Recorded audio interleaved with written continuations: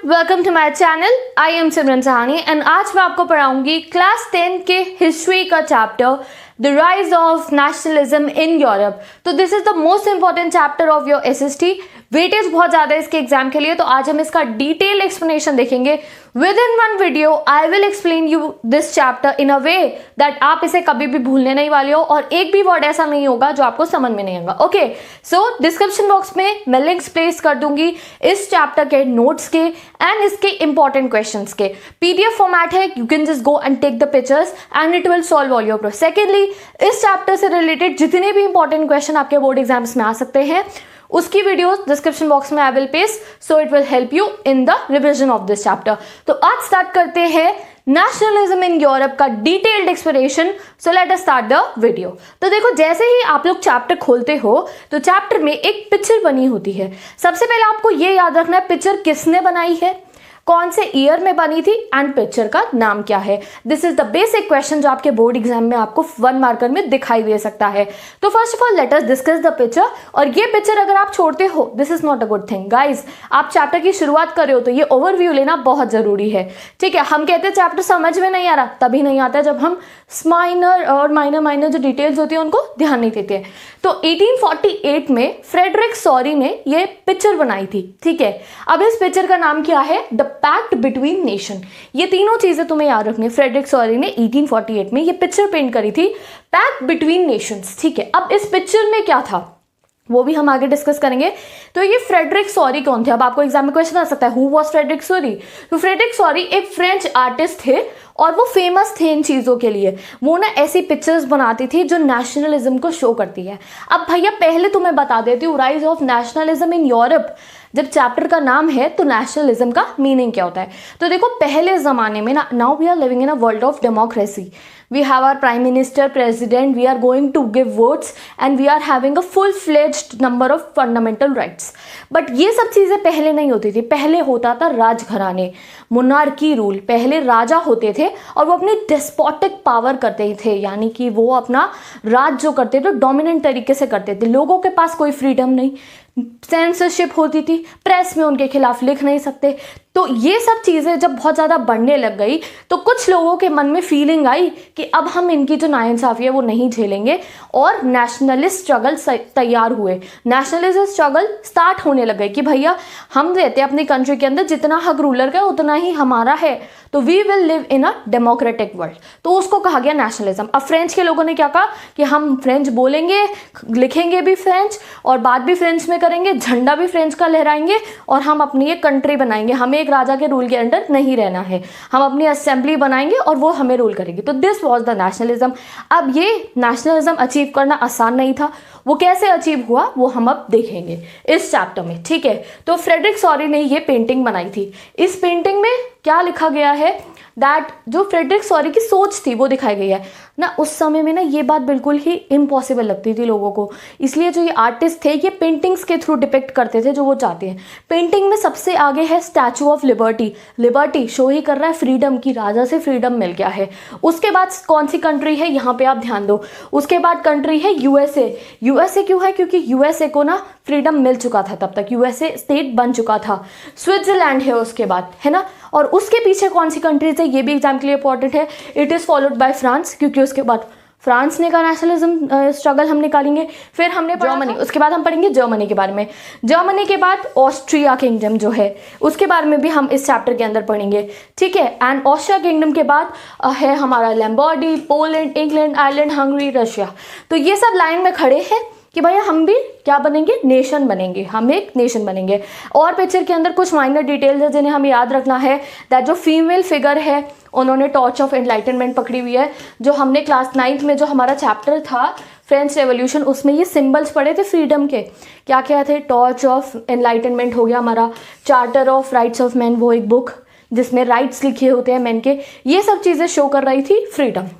और नीचे अगर आप पेंटिंग के ज़मीन पे देखोगे तो सिंबल्स पड़े हुए हैं मोनार्की के, यानी कि मोनार्की दब चुकी है और अब लोगों का rule, people's rule is there. ठीक है, और आसमान में अगर from heaven above Christ and other saint, Christ और जो एंजल्स होते हैं ना, जीसस क्राइस्ट, उनके भगवान तो जीसस क्राइस्ट ही थे ना, फ्रेंच वालों के, यूएसए वालों के, स्विट्जरलैंड वालों के, वो उनके ऊपर से यू कैन से आशीर्वाद दे रहे हैं कि हाँ इस टाइप की नेशन स्टेट ही होनी चाहिए, राजा का डिस्पोटिक रूल नहीं होना चाहिए। तो अगर आपको एग्जाम में डायरेक्ट क्वेश्चन आता है explain the painting, so now you can do it in a way, ठीक है। तो यहाँ हमारा चैप्टर का ग्लिम्स रेडी हो गया है। Topic 1, the French revolution and the idea of nation. यहाँ से आपका रियल चैप्टर स्टार्ट होता है। एंड एक बार ग्लिम्स ले लेते हैं फ्रेंच रेवोल्यूशन स्टार्ट कब से होता है। तो देखो फ्रेंच रेवोल्यूशन स्टार्ट हुआ था 1789 में, जब बैसिले प्रिजन को 9th क्लास में आप लोगों ने पढ़ा था ना फर्स्ट चैप्टर में, बैसिले प्रिजन्स को फ्रेंच पीपल जो है अटैक कर देते हैं बिकॉज वो जो किंग था लुइस 16 जो मिस यूज कर रहा था अपनी पावर को, उसकी डिस्पोटिक पावर को दिखाता था, तो इसीलिए उन्होंने उसे अटैक करा और वहां से फ्रेंच रेवोल्यूशन की शुरुआत होती है। और ये फ्रेंच रेवोल्यूशन लास्ट करता है 10 ईयर्स तक। अभी हम इसके सेलियन फीचर्स पढ़ेंगे दैट क्या था फ्रेंच रेवोल्यूशन, क्या चेंजेस आए फ्रांस के अंदर जब फ्रेंच रेवोल्यूशन चल रहा था। ये लास्ट करता है 10 ईयर्स तक। और खत्म कब होता है ये फ्रेंच रेवोल्यूशन?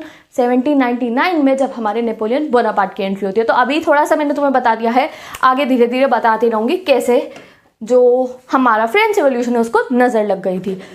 तो फ्रेंच रेवोल्यूशन स्टार्ट हुआ 1789 में अगेंस्ट मोनार्की। मोनार्की उस समय पे किंग कौन था? लुइस 16, याद रखना उसको। Major changes during the French revolution. तो सबसे पहला चेंज गाइस, तुम सोचो तुमने ये क्वेश्चन लर्न ही नहीं करा, ठीक है, और तुम्हें ये क्वेश्चन एग्जाम में लिखना है, तो सबसे पहले याद कर लेना लुइस 16 को हटा दिया।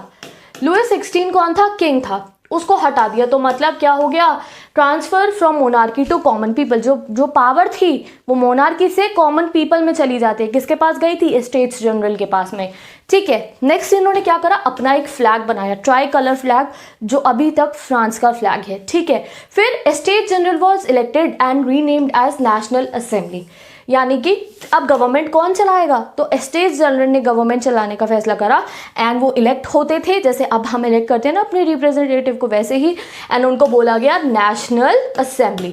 उसके बाद क्या था? New hymns were composed and oaths were taken.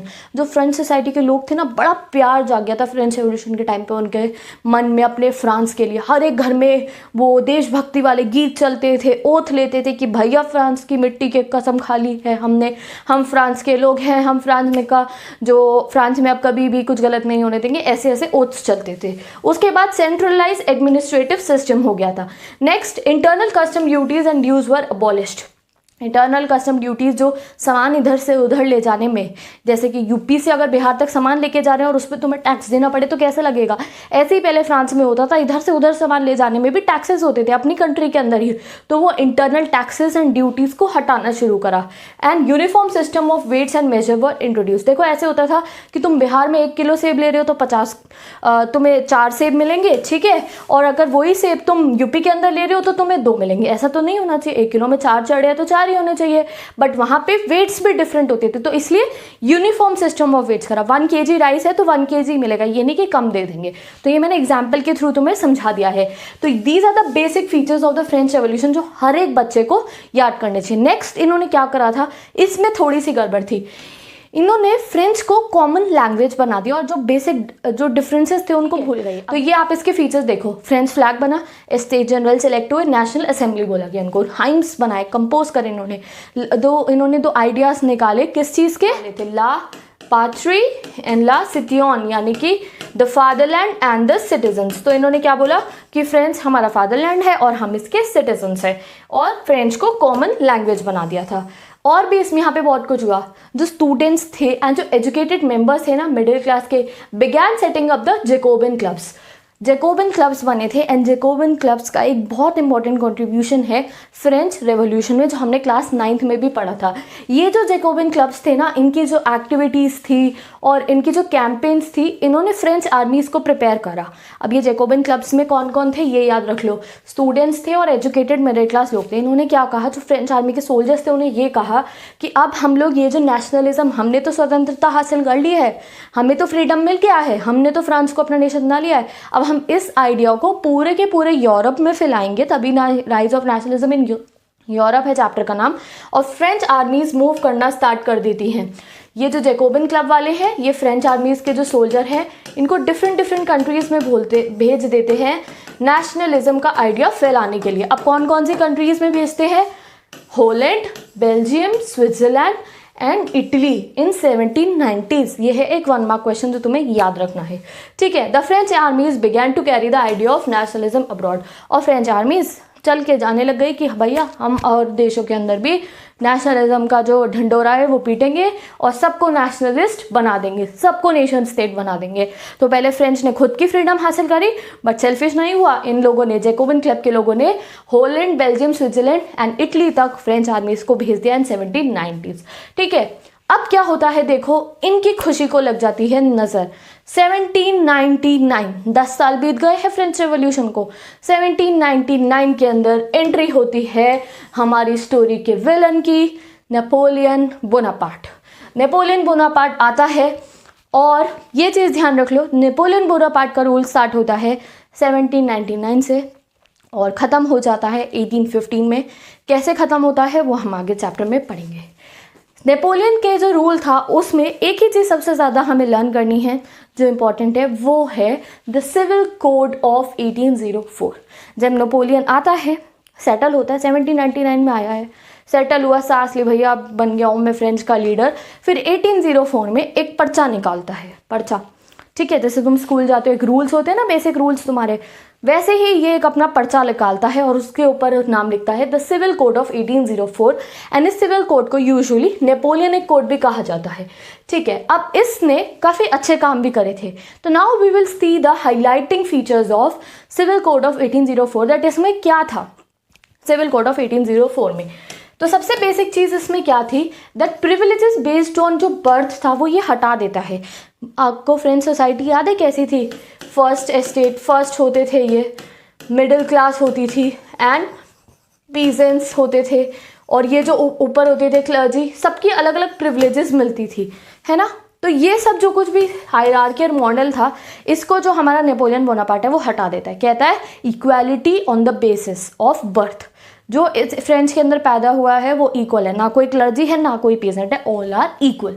Secondly क्या करता है, राइट टू प्रॉपर्टी सबको दे देता है। पहले पीजेंट्स होते थे और जो लोअर मिडिल क्लास वाले जो होते थे या जो थर्ड एस्टेट्स के होते थे उनके पास अपनी प्रॉपर्टीज़ नहीं होती थी, बट अब ये सबको राइट टू प्रॉपर्टी भी दे देता है। तो दो अच्छे फीचर्स है ये फ्रेंच ये सिविल कोड ऑफ 1804 के, जो तुम्हें याद रखने हैं। यहाँ मैं मार्क कर दूंगी कौन सा अच्छा है कौन सा गंदा है। तो सिविल कोड ऑफ 1804 के हाईलाइटिंग फीचर्स यहाँ मैंने हाईलाइट करके ही लिख दिए हैं। तो let us discuss. First, established equality before law, जैसे इंडिया में है ना, हम सब एक हैं। Second, right to property was given to all. Third, feudal system was removed. Feudal system आप लोग बिल्कुल भूल गए होंगे, हम लोगों ने 9th में पढ़ा था। तो ये है ट्रायंगुलर फॉर्म में, मैं आपको थोड़ा सा एक्सप्लेन कर रही हूँ। आगे बड़े होकर हिस्ट्री लोगे तो बहुत ज़्यादा डिटेल में पढ़ना पड़ेगा। ये जो फ्यूडल सिस्टम था ये 4 पार्ट में डिवाइडेड था। सबसे ऊपर आता था किंग, जो फ्रांस की सारा जो लैंड था उसका ओनर था, जो भी लैंड था वो किंग का था। अब उस लैंड में से थोड़ा बहुत लैंड जो किंग होता था वो नोबल्स को दे देता था, और नोबल्स थोड़ा सा लैंड सोल्जर्स को दे देते थे, जो आर्मी के सोल्जर थे जो उनके लिए लड़ते थे। अब ये जो तीनों थे इन सबके पास लैंड थे अपने अपने, बट जो ये पीजेंट्स थे ये सबसे ज़्यादा दबाव में रहते थे। इन पीजेंट्स को इनके लैंड पे फ्री में काम करना पड़ता, that was known as serfdom. ठीक है, बहुत ही माइनर वेजेस पे, इनफैक्ट इन्हें रेंट भी पे करना पड़ता था। तो यहाँ ये वाला सेक्शन था, it was mainly you can say ये सबसे ज़्यादा प्रॉब्लम में रहता था ड्यूरिंग द फ्यूडल सिस्टम। तो इस फ्यूडल सिस्टम को हटा डाला हमारे नेपोलियन बोनापार्ट ने, जो एक बहुत ही अच्छा काम था। Next, feed the prison from serfdom. मैंने बताया ना, सर्फडम यानी कि जो फ्री में काम करते थे अपर सेक्शंस के लिए, उसको इसने हटा दिया नेपोलियन बोनापार्ट ने। फिफ्थ पार्ट क्या था, free trade and guild restrictions were removed. अब free trade and guild restrictions were remove मतलब वही जो ये टैक्स एंड ड्यूटीज लगती थी इधर से उधर सामान जाने में, वो भी नेपोलियन बोनापार्ट हटा देता है। नेक्स्ट अच्छा काम नेपोलियन बोनापार्ट क्या करता है, ट्रांसपोर्ट और जो कम्युनिकेशन सिस्टम है उसको बेटर कर देता है। ये आपने स्क्रीनशॉट ले लो, इसका बहुत अच्छे से लिखे हुए हैं। और 7th पोर्शन क्या है इसका, जो पार्ट में हम थोड़ा बिजनेस एंड ट्रेड के जो फायदे करे थे नेपोलियन ने वो पढ़ते हैं। इसने क्या करा था, यूनिफॉर्म वेट सिस्टम निकाल दिया था। क्या, यूनिफॉर्म लॉज निकाल दिए थे कि स्टैंडर्डाइज वेट होंगे, वही जो मैंने आपको 1 kg वाला एग्जाम्पल दिया था। और कॉमन नेशनल करेंसी होगी, यानी कि फ्रांस में कोई भी जो जा रहा है वो फ्रांस की जो करेंसी है वो देगा तो वो एक्सेप्टेबल होगी। वरना क्या होता था, पहले हर एक जो राज्य है उसकी अपनी अलग अलग करेंसी होती थी, एक करेंसी कर दी तो कोई दिक्कत नहीं है घूमने में। एंड इससे जो हुआ, जो मूवमेंट ऑफ कैपिटल और गुड्स था बहुत आसान हो गया। पहले जो एक सोल्जर जा रहा है या एक सामान बेचने वाला अगर जा रहा है तो वो जब कोई दूसरे किंगडम में रुकता था तो उसे वहाँ पे टैक्स भी देना पड़ता था और वहाँ की करेंसी भी लेनी पड़ती। जैसे तुम अमेरिका घूमने जाते हो यूएसए तो डॉलर्स लेते हो, बट अब क्या हुआ, अब फ्रांस के कहीं पे भी तुम घूम लोगे मेजर भी सेम होगा वेट का, करेंसी भी सेम होगी और ड्यूटीज भी नहीं मिलेंगी। So this was the positive point. और लास्ट क्या था, 8th फीचर क्या है सिविल कोड ऑफ 1804 का, दैट ये जो हमारे फ्रेंच सोल्जर्स जब भी दूसरी कंट्रीज में जाते थे ना तो इनको हार्बिंगर्स ऑफ लिबर्टी माना गया कि ये तो हमारी कंट्री के अंदर भी लिबर्टी लेकर आएंगे। कौन कौन, स्विट्जरलैंड, ब्रुसेल, मेन्स, मिलान, वॉर्सो, फ्रेंच आर्मीज को क्या मानते थे, हार्बिंगर्स ऑफ लिबर्टी। अब तक तो भैया बहुत अच्छा लग रहा है, नेपोलियन तो बहुत अच्छा सा, clapping for the Napoleon. But no, Napoleon के सिविल कोड के बाद वजूद भी काफ़ी सारे, अब किसी के अच्छे पॉइंट होते हैं तो नेगेटिव तो होते ही हैं। लेट्स सी नेपोलियन बोनापार्ट के रूल के नेगेटिव पॉइंट्स यानी कि ड्रॉबैक्स ऑफ नेपोलियन कोड। सबसे पहली बात, इसने टैक्स बढ़ा दी, सेंसरशिप, यानी कि अखबार में, न्यूज़पेपर में, मैगजीन में, पोयम में या किसी एस्से में नेपोलियन के खिलाफ कोई कुछ नहीं लिख सकता, नेपोलियन कुछ भी करे। Third was force conscription to the conscription, मतलब ये ना जो हमारा नेपोलियन बोनापार्ट था इसके सर पे एक फितूर चढ़ रखा था कि भैया मुझे पूरे के पूरे यूरोप को कॉन्कर करना है। पुराने ज़माने की भाषा में बोले यूरोप को, यूरोप नहीं यूरोप को, तो नेपोलियन बोनापार्ट को पूरे यूरोप को कॉन्कर करना था। तो इसने क्या करा, फोर्सफुली, अब हमारी मर्जी हम आर्मी ज्वाइन करें या नहीं करें, बट इसने कहा हर एक जो लड़का है जो भी जिस घर में पैदा हुआ है वो मेरी आर्मी में आएगा, मैं पूरे के पूरे यूरोप को कॉन्कर करूंगा। तो ये जो 3 चीज़ें थी ना, टैक्स बढ़ाना, अब टैक्स भी इसने इसलिए बढ़ाया क्योंकि इसे आर्मी के लिए, वेपन्स के लिए, डिफेंस के लिए पैसा चाहिए होता था, तो इंक्रीज टैक्सेशन, सेंसरशिप लगाना और फोर्सफुली आर्मी में लोगों को लेना, ये 3 चीज़ें जो थी ना इसने नेपोलियन के बाकी जो अच्छे काम थे उन सबको आउटलाइन कर दिया। बिकॉज अब अपना टॉपिक 2.2 स्टार्ट करेंगे, the making of nationalism in Europe. और इसको स्टार्ट करने से पहले एक बार रिवाइज कर लेते हैं जो हमने फर्स्ट टॉपिक में पढ़ा है, दैट 1789 में हमारे फ्रेंच रेवोल्यूशन स्टार्ट हुआ था, 10 ईयर्स तक चला। 1799 में नेपोलियन आया और डेमोक्रेसी फिर से खत्म हो गई। 1804 में नेपोलियन ने लगाया सिविल कोड ऑफ 1804 एंड ये बात मैं आपको आगे की बता रही हूँ दैट 1815 के अंदर नेपोलियन की डिफीट हो जाती है, यानी कि नेपोलियन हार जाता है। अब वो हारेगा कैसे वो हम आगे देखेंगे, ठीक है। अब the making of nationalism in Europe में हम ये पढ़ेंगे दैट पहले कब, मिड 18th सेंचुरी में, यानी कि 1750s तक, लिसन 1750s तक कोई नेशन स्टेट ही नहीं थी। अब नेशन स्टेट नहीं थी मतलब, नेशन स्टेट क्या होती है, नेशन स्टेट एक वैसी स्टेट है जिसके अंदर सब लोग सेम लैंग्वेज बोलते हैं, सबकी सेम हिस्ट्री होती है, सबका सेम ट्रेडिशन होता है, सबको सेम गवर्नमेंट रूल करती है। जैसे कि हम इंडिया की बात करें, हमारी सबकी एक मेन लैंग्वेज क्या है, हिंदी, ठीक है। हम सबकी सेम हिस्ट्री है कि हमारे ब्रिटिशर्स रूल करने आए थे और हमने उन्हें भगा दिया, हमारे ट्रेडिशंस है, ठीक है। नेक्स्ट, हमारी सेम गवर्नमेंट है, हमारे पास स्टेट लेवल, सेंट्रल लेवल की गवर्नमेंट है, हमारे एक ही प्राइम मिनिस्टर है, 3-4 नहीं है। सेकेंडली, एवरीथिंग इज सेम, ठीक है। तो ये होती है नेशन स्टेट। अब जो हमारी यूरोप की जो आधी से ज़्यादा कंट्रीज थी वहाँ पे इतने ज़्यादा डिफरेंसेस थे कि कोई सोच भी नहीं सकता था कि भाई हम नेशन स्टेट बना ले। अब वो क्या था, कैसे था, लेट अस स्टडी। तो no nation states because of the regional diversity, इतनी ज़्यादा डाइवर्सिटी थी कि कोई नेशन स्टेट थी ही नहीं। आपको बुक में मैप दे रखा है और नीचे बड़ा सा पैराग्राफ लिखा हुआ है, उसमें बता रखा है दैट जो हमारा यूरोप जो था वहाँ पे जितनी भी जो स्टेट्स थी, जैसे कि हैब्सबर्ग एम्पायर के बारे में हमने पढ़ा, ये कैंटन्स होते थे, अलग अलग कैंटन, स्टेट नहीं बोलते थे ना, कैंटन बोलते थे। और इन कैंटन के ड्यूक्स होते थे, किंग्स होते, जैसे हमने गेम ऑफ थ्रोन्स और वाइकिंग्स के अंदर देखा है ना कि एक राज्य नहीं, छोटे छोटे बहुत सारे राज्य होते थे, सबके अपने अपने राज्य होते थे। तो वो लोग कभी भी एक ऐसे मीडियम पे नहीं आ पा रहे थे कि हम डेमोक्रेसी ले आए और एक नेशन स्टेट बना दे। तो जैसे कि हैब्सबर्ग एम्पायर, अब हैब्सबर्ग एम्पायर जो था वो ऑस्ट्रिया हंगरी के ऊपर रूल करता था और यहाँ के जो लोग थे ये 3 डिफरेंट लैंग्वेजेस बोलते थे। जर्मनी, इटली और स्विट्जरलैंड ये तीनों ही डिवाइडेड थे डिफरेंट डिफरेंट किंगडम्स में, कैंटन्स में, और इनको डिफरेंट डिफरेंट जो रूलर्स थे वो रूल करते थे। और ये लोग खुद को कलेक्टिव आइडेंटिटी और कलेक्टिव कल्चर में देखते ही नहीं थे, इन्हें नहीं लगता था कि हम सेम हैं। और most of the important thing is that इनकी कोई कॉमन लैंग्वेज ही नहीं थी, they did not connected with each other. तो भाई नेशन स्टेट बनी कैसे? तो नेशन स्टेट का जो आइडिया था देखो वो सबसे पहले आता है मिडिल क्लास के दिमाग में, यानी कि ये जो यूरोप का जो ये रीजन्स थे जर्मनी हो गया, ये इटली हो गया, हैब्सबर्ग रीजन हो गया, यहाँ पे जो एक मिडिल क्लास थी उनके दिमाग में आइडिया आया नेशन स्टेट बनाने का। तो अब हम पढ़िए नेशनलिज्म एंड नेशन स्टेट का आइडिया इमर्ज होता है मिडिल क्लास में, जिसके बारे में हम टॉपिक 2.1 में पढ़ेंगे, the aristocracy and the new middle class. तो इस पर हम जो पूरी की पूरी यूरोप की सोसाइटी थी उसके तीनों लेवल्स में जिसमें ये डिवाइडेड थी वो पढ़ेंगे। फर्स्ट था आपका एरिस्टोक्रेटिक क्लास। तो मैं आपको बता देती हूँ एरिस्टोक्रेटिक क्लास मेनली कौन सी क्लास थी, जो लैंड ओइंग क्लास थी, सारी की सारी ज़मीनें जो थी इनके हिस्से में आती थी, ठीक है। They usually spoke French language, इनकी जो कम्युनिटी की जो पॉपुलेशन थी ये कम थी और ये बेसिकली फ्रेंच लैंग्वेज बोलते थे।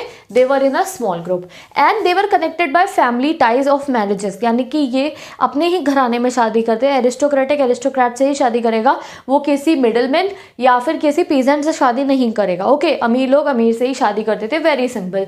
And they were in a small group, okay, but अमीर थे, बहुत मजे में अपनी लाइफ जीते थे। सेकंड था हमारा पीजेंट्री, और peasantry measure of the population को कंट्रीब्यूट करता था।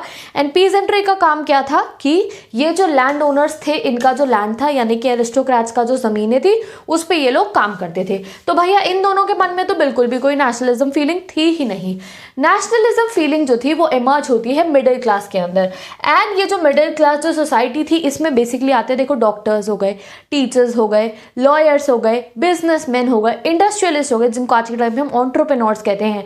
तो ये जो लोग थे, देखो, ना तो ये लैंड ओनर्स के नीचे दब के उनसे काम करते, दे वर इंडिपेंडेंट। और जब आप इंडिपेंडेंट होते हो तो you want our own rights, freedom. तो नेशनलिज्म की फीलिंग मिडिल क्लास में इमर्ज हुई। अब मिडिल क्लास का भी हमें 1 मार्कर के लिए ये याद रखना है, मिडिल क्लास इमर्ज हुई एंड इंडस्ट्रियलाइजेशन जब बिगेन हुआ तब से।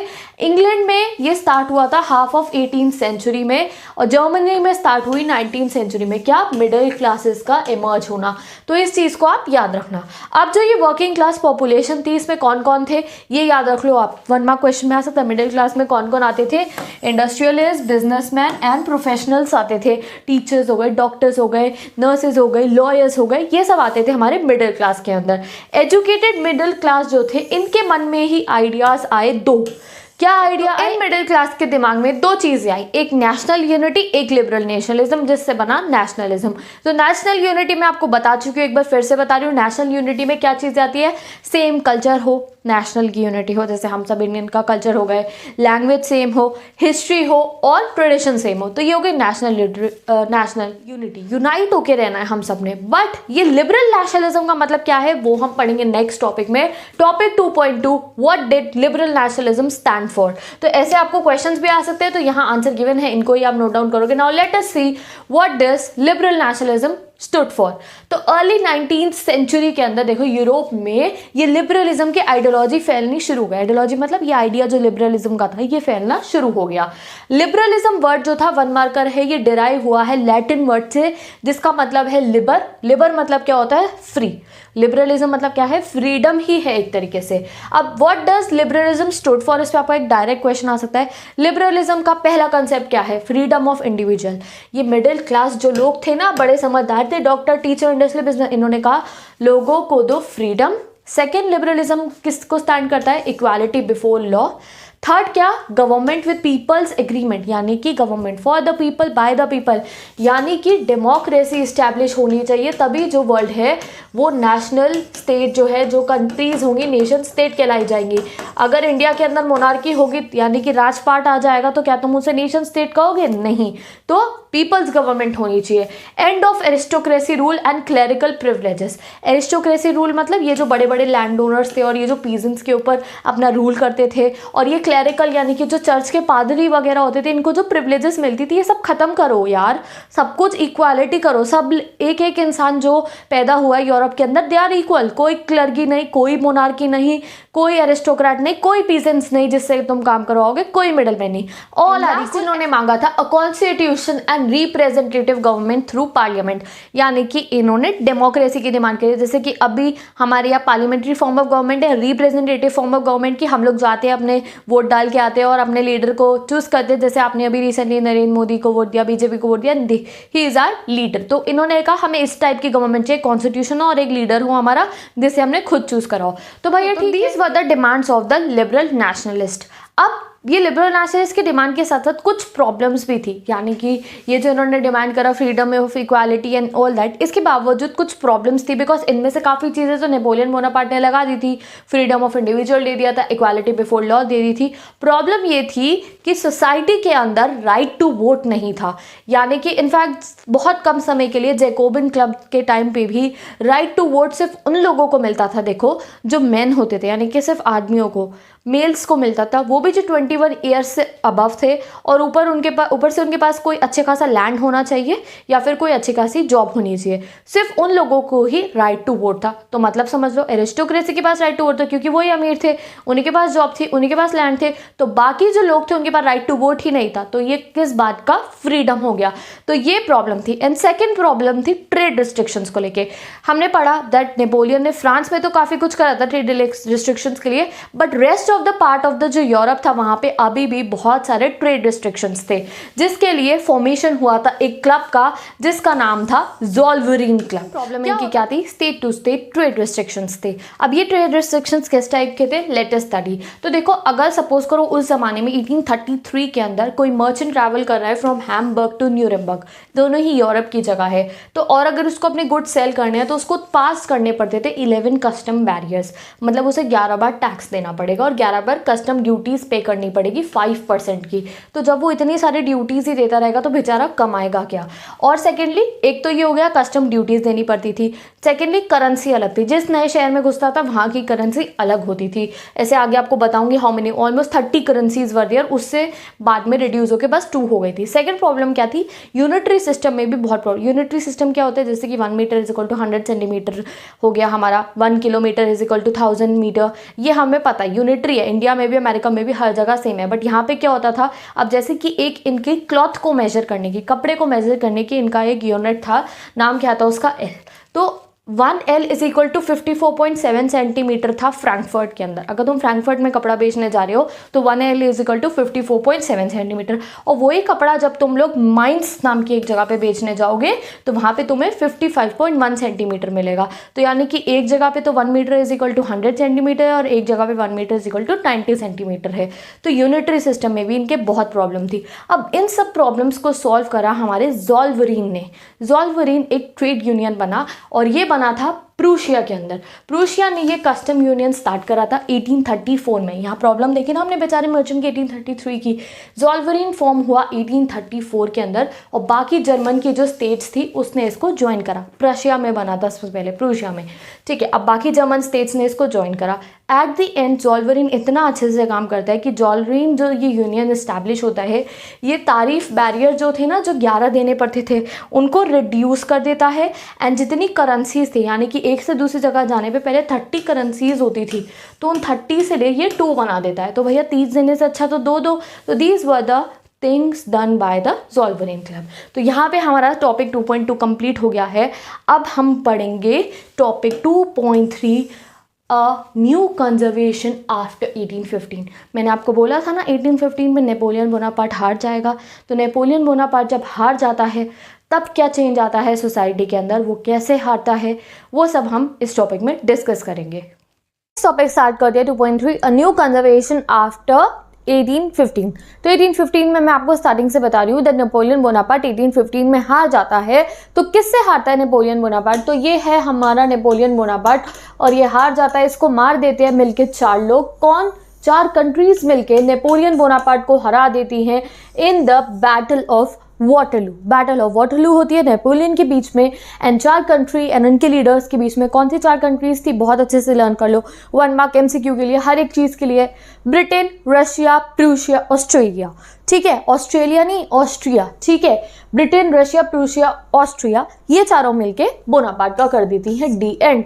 अब बोनापार्ट नहीं रहे, यानी कि बोनापार्ट गया तो सिविल कोड भी गया, सब कुछ चला गया। तो बोनापार्ट की बिल्कुल ये आपको डेट एंड इवेंट्स याद रखनी है कि सिविल कोड कब ऑन हुआ था and when did Napoleon Bonaparte was defeated. तो Napoleon Bonaparte was defeated at the battle of Waterloo in 1815। 1815 में बैटल ऑफ वाटरलू में नेपोलियन का हो गया डी एंड। अब जब नेपोलियन का डी एंड हो गया तो ये जो 4 जो थे ना शेर, ये जो 4 शेर कंट्रियां थी जिन्होंने नेपोलियन को मार दिया था, इन्होंने खुद को क्या बोला, वी आर कंजर्वेटिव्स। कंजर्वेटिव्स, यानी कि हम पुरानी सोच वाले लोग हैं। ये जो तुम इतना रेवोल्यूशन और नेशनलिज्म कर रहे हो ना, हम सब पुराने ढर्रे पे लेकर जाएंगे, यानी कि फिर से मोनार्की लाएंगे, फिर से सेंसरशिप लाएंगे, फिर से फ्यूडल सिस्टम लाएंगे। ये जो कंजर्वेटिव्स थे, यानी कि ब्रिटेन, रशिया, प्रूशिया, ऑस्ट्रिया, इनके जो लीडर्स थे, इनको पुराने ज़माने की सोसाइटी पे जाना था और इनको कहा गया क्या? कंजर्वेटिव्स। तो लेट्स सी कंजर्वेटिव्स ने क्या करा था। तो जो कंजर्वेटिव्स थे, इन्होंने क्या करा, इन्होंने अगर तुम्हें डिफाइन करने को है कंजर्वेटिव्स कौन थे और ये क्या करते थे, तो first of all what they did was monarchy was restored. इन्होंने मोनार्की रिस्टोर कर दी। इतनी मुश्किल से लोगों ने राजा को हटाया था। इनफैक्ट अभी आप आगे ट्रीटी ऑफ वियना में पढ़ोगे कि फ्रेंच में जो बर्बन डायनेस्टी के जो लीडर थे, जिनको हटाया था इतनी मुश्किल से फ्रेंच रेवोल्यूशन के बाद, उनको ये रिस्टोर कर देते हैं। तो ये कंजर्वेटिव्स ने क्या बोला, भैया कोई और नहीं, बस राजा होगा, राजा और राजा की सरकार होगी। तो ये मोनार्की को रिस्टोर कर देते हैं। सेकेंडली क्या बोला, चर्च की पावर वापस आ जाएंगी, यानी कि ये जो फ्यूडल सिस्टम था ना, first category, second category, third category, fourth category, इसको हम वापस ले आएंगे। थर्ड चीज़ इन्होंने क्या बोली, सोशल हायरार्की होगी। सोशल हायरार्की मतलब कि सबसे ऊपर होगा ऑटोक्रेटिक रूल। ऑटोक्रेटिक रूल मतलब क्या है, राजा का रूल। कौन? एक राजा, सिंगल एक राजा होगा, उसके हाथ में सारी पावर होगी, बाकी सब लोग उसके नीचे काम करेंगे और राजा से कोई सवाल जवाब नहीं कर सकता। बट अगर हम नेशनलिज्म में देखें तो हमने एक ऐसी गवर्नमेंट फॉर्म कर ली थी, रिप्रेजेंटेटिव गवर्नमेंट, जिसमें राजा से किसी से भी कोई भी सवाल पूछा जा सकता था। तो क्या बोला कि एक तो मोनार्की रिस्टोर कर देंगे, राजा को ऑटोक्रेटिक बना देंगे, उससे कोई सवाल नहीं पूछेगा, चर्च की पावर को रिस्टोर कर देंगे, and were intolerant to criticism and dissent. अब ये जो कंजर्वेटिव्स थे, यानी कि ये ऑस्ट्रिया, रशिया, प्रूशिया, ये जितने भी ये 4 कंट्रीज़ के जो लीडर्स थे, इन्होंने क्या बोला कि कोई भी इनको क्रिटिसाइज नहीं करेगा। अगर कोई बोलेगा अरे राजा ने गलत करा है, तो उसकी गर्दन कटवा देंगे या उसे जेल में डाल देंगे। No criticism, no dissent. जैसे कि नेशनलिज्म में तो हमने कहा ना कि अगर लीडर्स गलत करेंगे तो हम उन पे खिलाफ आवाज़ उठा सकते हैं। इन्होंने क्या कहा, कोई हमारे खिलाफ कुछ नहीं बोलेगा। फोर्थ चीज़ इन्होंने क्या करी, सेंसरशिप ऑफ प्रेस, यानी कि कोई भी इनके खिलाफ न्यूज़पेपर में, अखबारों में या कहीं पे भी ना कुछ लिख सकता है, ना ही पोएम्स के थ्रू कुछ और गा सकता है, ना ही कोई सीक्रेट सोसाइटी फॉर्म कर सकता है, यानी कि कोई 4 लोग आपस में बैठ के कोई क्लब फॉर्म नहीं कर सकते हैं जो राजा के खिलाफ जाने की कोशिश करेंगे। तो टोटल सेंसरशिप इन्होंने लगा दी and discourage any question that challenge legitimacy, their legitimacy. यानी कि अब देखो पहले क्या था, नेशनलिज्म के टाइम पे मिडिल क्लास खड़े हुए कि भैया ये गलत हो रहा है, हम इसके खिलाफ आवाज़ उठाएंगे, फ्यूडल सिस्टम हटाओ, ये वो मिडिल क्लास इमर्ज हुए। बट इन्होंने क्या बोला कि आज के बाद कोई भी कंजर्वेटिव जो हैं, यानी कि ये जो रूलिंग जो अब हमने स्टार्ट कर दी है, इसके खिलाफ आज के बाद कोई भी खड़ा नहीं होगा, ना ही प्रेस में कोई रूलिंग्स आएंगी। फ्यूडल सिस्टम को इन्होंने रिवाइव कर दिया, एक ऑटोक्रेटिक राजा लगा दिया। तो ये पूरा का पूरा फ्रांस, पूरे के पूरे जो यूरोप था, उसको पुराने ढर्रे पे कंजर्वेटिज्म में लेके चली जाती हैं। कौन सी 4 कंट्रीज़? ये 4 कंट्रीज़ एंड इनके leaders Britain, Russia, Prussia and Austria. अब ये सब कुछ पुराने तरीके पे ले जाने के लिए इन्होंने साइन करी treaty of Vienna, which is very popular question of board exams. Her board exam में ट्रीटी ऑफ वियना आता है। तो ट्रीटी ऑफ वियना साइन होती है 1815 में। तो ये जो 4 सरफेरे राजा थे ना, ये जो 4 कंट्रीज़ के ये बेवकूफ़ राजा थे, जिन्होंने क्या कहा, इतनी मुश्किल से जो हार्ड एंड सोवरेनिटी थी, इन्होंने क्या कहा, उसको सबको वापस लेके जाएंगे। तो इन्होंने क्या करा, ये सारी की सारी powers treaty of Vienna sign करने के लिए मिलती हैं। अब ये ट्रीटी ऑफ वियना इसको क्यों कहते हैं, ये देख लो। इस ट्रीटी को ना ऑस्ट्रिया जो थे उसके चांसलर थे ड्यूक मेटरनिच, 1 मार्क क्वेश्चन है, ये होस्ट करते हैं। जैसे कि तुम अपने घर पे पार्टी होस्ट करते हो तो तुम्हें होस्ट बोलते हैं ना, तुम अपने चाचा चाचों को बुलाते हो घर पे डिनर के लिए। तो ड्यूक मेटरनिच ने ये ट्रीटी होल्ड करवाते हैं अपने यहाँ पे। एंड सारी की सारी कंट्रीज़ आती हैं, ये ब्रिटेन, ऑस्ट्रिया, प्रूशिया, रशिया, ये चारों कंट्रीज़ इकट्ठी मिलती है, इनके लीडर्स इकट्ठे मिलते हैं और एक पेपर निकालते हैं। ठीक है, एक पेपर निकालते हैं और उस पर कुछ बातें लिखते हैं, कि आज से हमारा रूलिंग ऐसे ऐसे चलेगी, और उन कुछ बातों को बोला जाता है ट्रीटी ऑफ वियना। ठीक है, तो वो चारों की चारों बातें जो भी इन 4 कंट्री के लीडर्स ने बैठ के करी थी, वो सब तुम्हें लर्न कर दिया। तो एग्जाम में डायरेक्ट क्वेश्चन आएंगी, what is treaty of Vienna. तो सबसे पहला काम इन्होंने ट्रीटी ऑफ वियना में क्या करा, the bourbon dynasty that was destroyed during French revolution was restored, यानी कि वो जो किंग लुइस 16 था ना, जिसको धक्के मार के निकाल दिया था फ्रांस में से कि निकलो यहाँ से, तुम बहुत तंग करते हो, हटा दिया था जिसको मोनार्की से, उसको वापस से राजा बना देते हैं ये लोग। कौन? ये हमारे ट्रीटी ऑफ वियना के अंदर। नेक्स्ट ये लोग क्या करते हैं? French lost territories annexed under Napoleon. अब नेपोलियन का क्या काम था? नेपोलियन अपनी आर्मीज ले जाके बाकी के इलाकों को घेरता था, तो जो जो इलाके नेपोलियन ने घेरे थे वो सब उनके हाथ से चले जाते हैं। Next, a series of states were set up on the boundaries of France to prevent French annexation, यानी कि ये फ्रांस था तो इसकी जो बाउंड्रीज थी यहाँ पे स्टेट्स बना दी। ये स्टेट्स इसलिए बना दी कि जो फ्रांस के लोग हैं वो आगे कैप्चरिंग के लिए ना आए। जब स्टेट्स बन गई तो आगे नहीं आएंगे। जैसे नेपोलियन क्या कह रहा था, पूरे यूरोप को कैप्चर करूंगा, इसलिए इन्होंने फ्रांस की बाउंड्रीज पे स्टेट लगा दी कि फ्रांस अब आगे कैप्चर कुछ ना कर पाए। सेकंड चीज, नेक्स्ट चीज इन्होंने क्या करी, 3 पॉइंट हो गए आपके। चौथा पॉइंट इन्होंने क्या करा, that Netherlands, which included Belgium, was set up in the north and Genoa was added to the Piedmont south। ये आपके एग्जाम में क्वेश्चन के लिए आप लोग याद रखना है, ये बाउंड्रीज बताइए। जैसे मैंने आपको बताया ना फ्रेंच में इन्होंने बाउंड्रीज लगा दी थी, मैंने एक एक पॉइंट ऐड करा सो दैट जब आप बुक में से क्वेश्चन पढ़ोगे तो आपको डिफिकल्ट नहीं लगेगा। तो यहाँ पे इन्होंने नॉर्थ में और साउथ में बाउंड्रीज बना दी थी। नेक्स्ट इन्होंने क्या करा, Prussia was given important new territories on western frontiers and Austria was given the control of northern Italy. Prussia को भी काफ़ी सारी स्टेट्स दे दी, जो प्रूशिया के राजा थे उनको इतना सारा लैंड दे दिया, स्टेट्स दे दी, और ऑस्ट्रिया को मिल गया कंट्रोल नॉर्थ इटली का। ठीक है, this is the third feature. Next क्या हुआ, जो एक बहुत ही इंपॉर्टेंट फीचर है of the treaty of Vienna, the German confederation of 39 states that was set up by Napoleon was left untouched. अब एक कोई फेडरेशन बनाई थी 39 स्टेट्स की नेपोलियन ने, यानी कि एक सोसाइटी सी बना दी थी, आप ये इमेजिन कर लो, 39 स्टेट्स की नेपोलियन ने।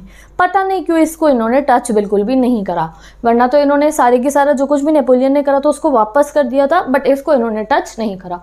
Next, Russia was given part of Poland and Prussia was given Saxony. Saxony मिल गया प्रूशिया को, रशिया को मिल गया Poland. And last but not the least, monarchy was restored. हर एक जगह में रशिया, प्रूशिया, ब्रिटेन, ऑस्ट्रिया, हर जगह में मोनार्की रिस्टोर कर दी, राजा का रूल आ गया। कौन सा राजा? ऑटोक्रेटिक राजा।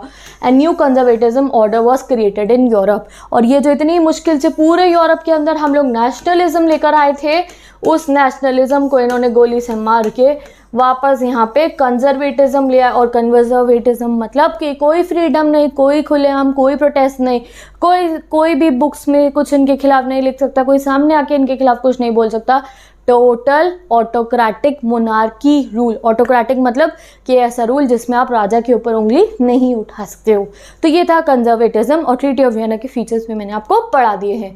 तो अब क्या लोग चुप बैठने वाले थे? जब ये इतना सब कुछ हो गया तो क्या कोई चुप बैठने वाले थे? नो। तो फिर से 2.4 टॉपिक के अंदर हम पढ़ेंगे द रेवोल्यूशनरीज।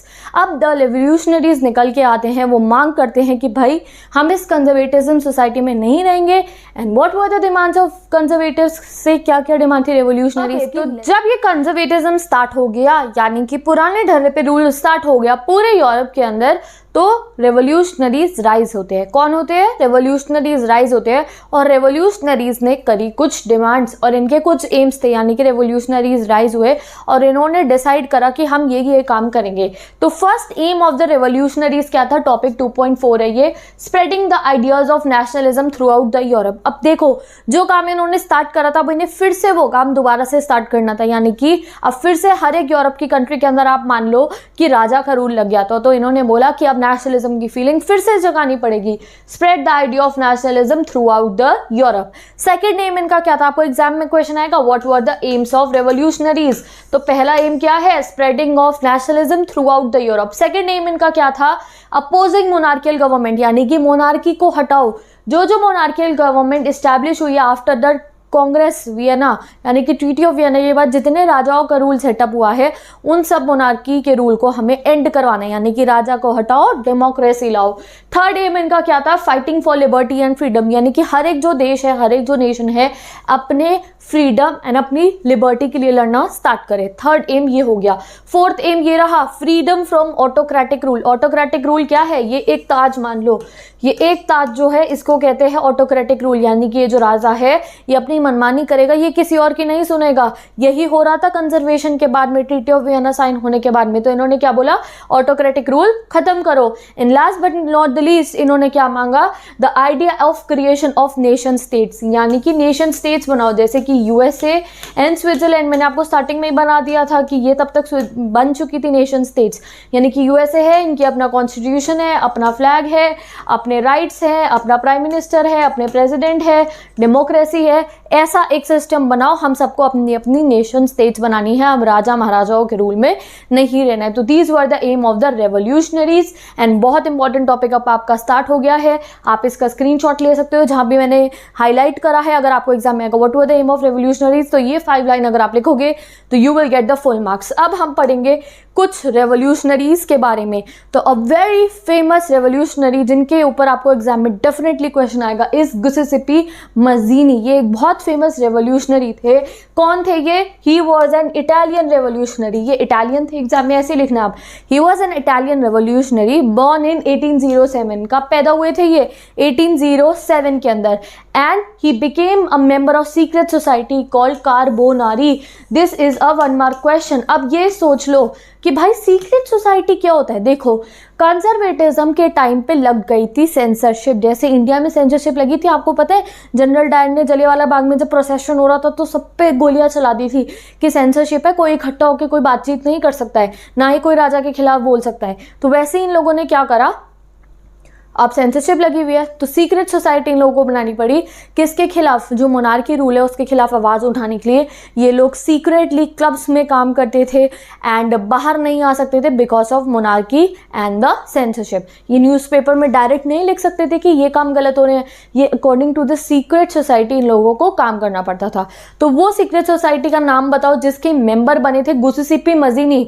तो वो कौन सी है? कार्बोनारी। यहाँ पे बहुत कंफ्यूजन होता है, एग्जाम में आएगा in which secret society Giuseppe Mazzini was the member of। तो आंसर क्या है? कार्बोनारी।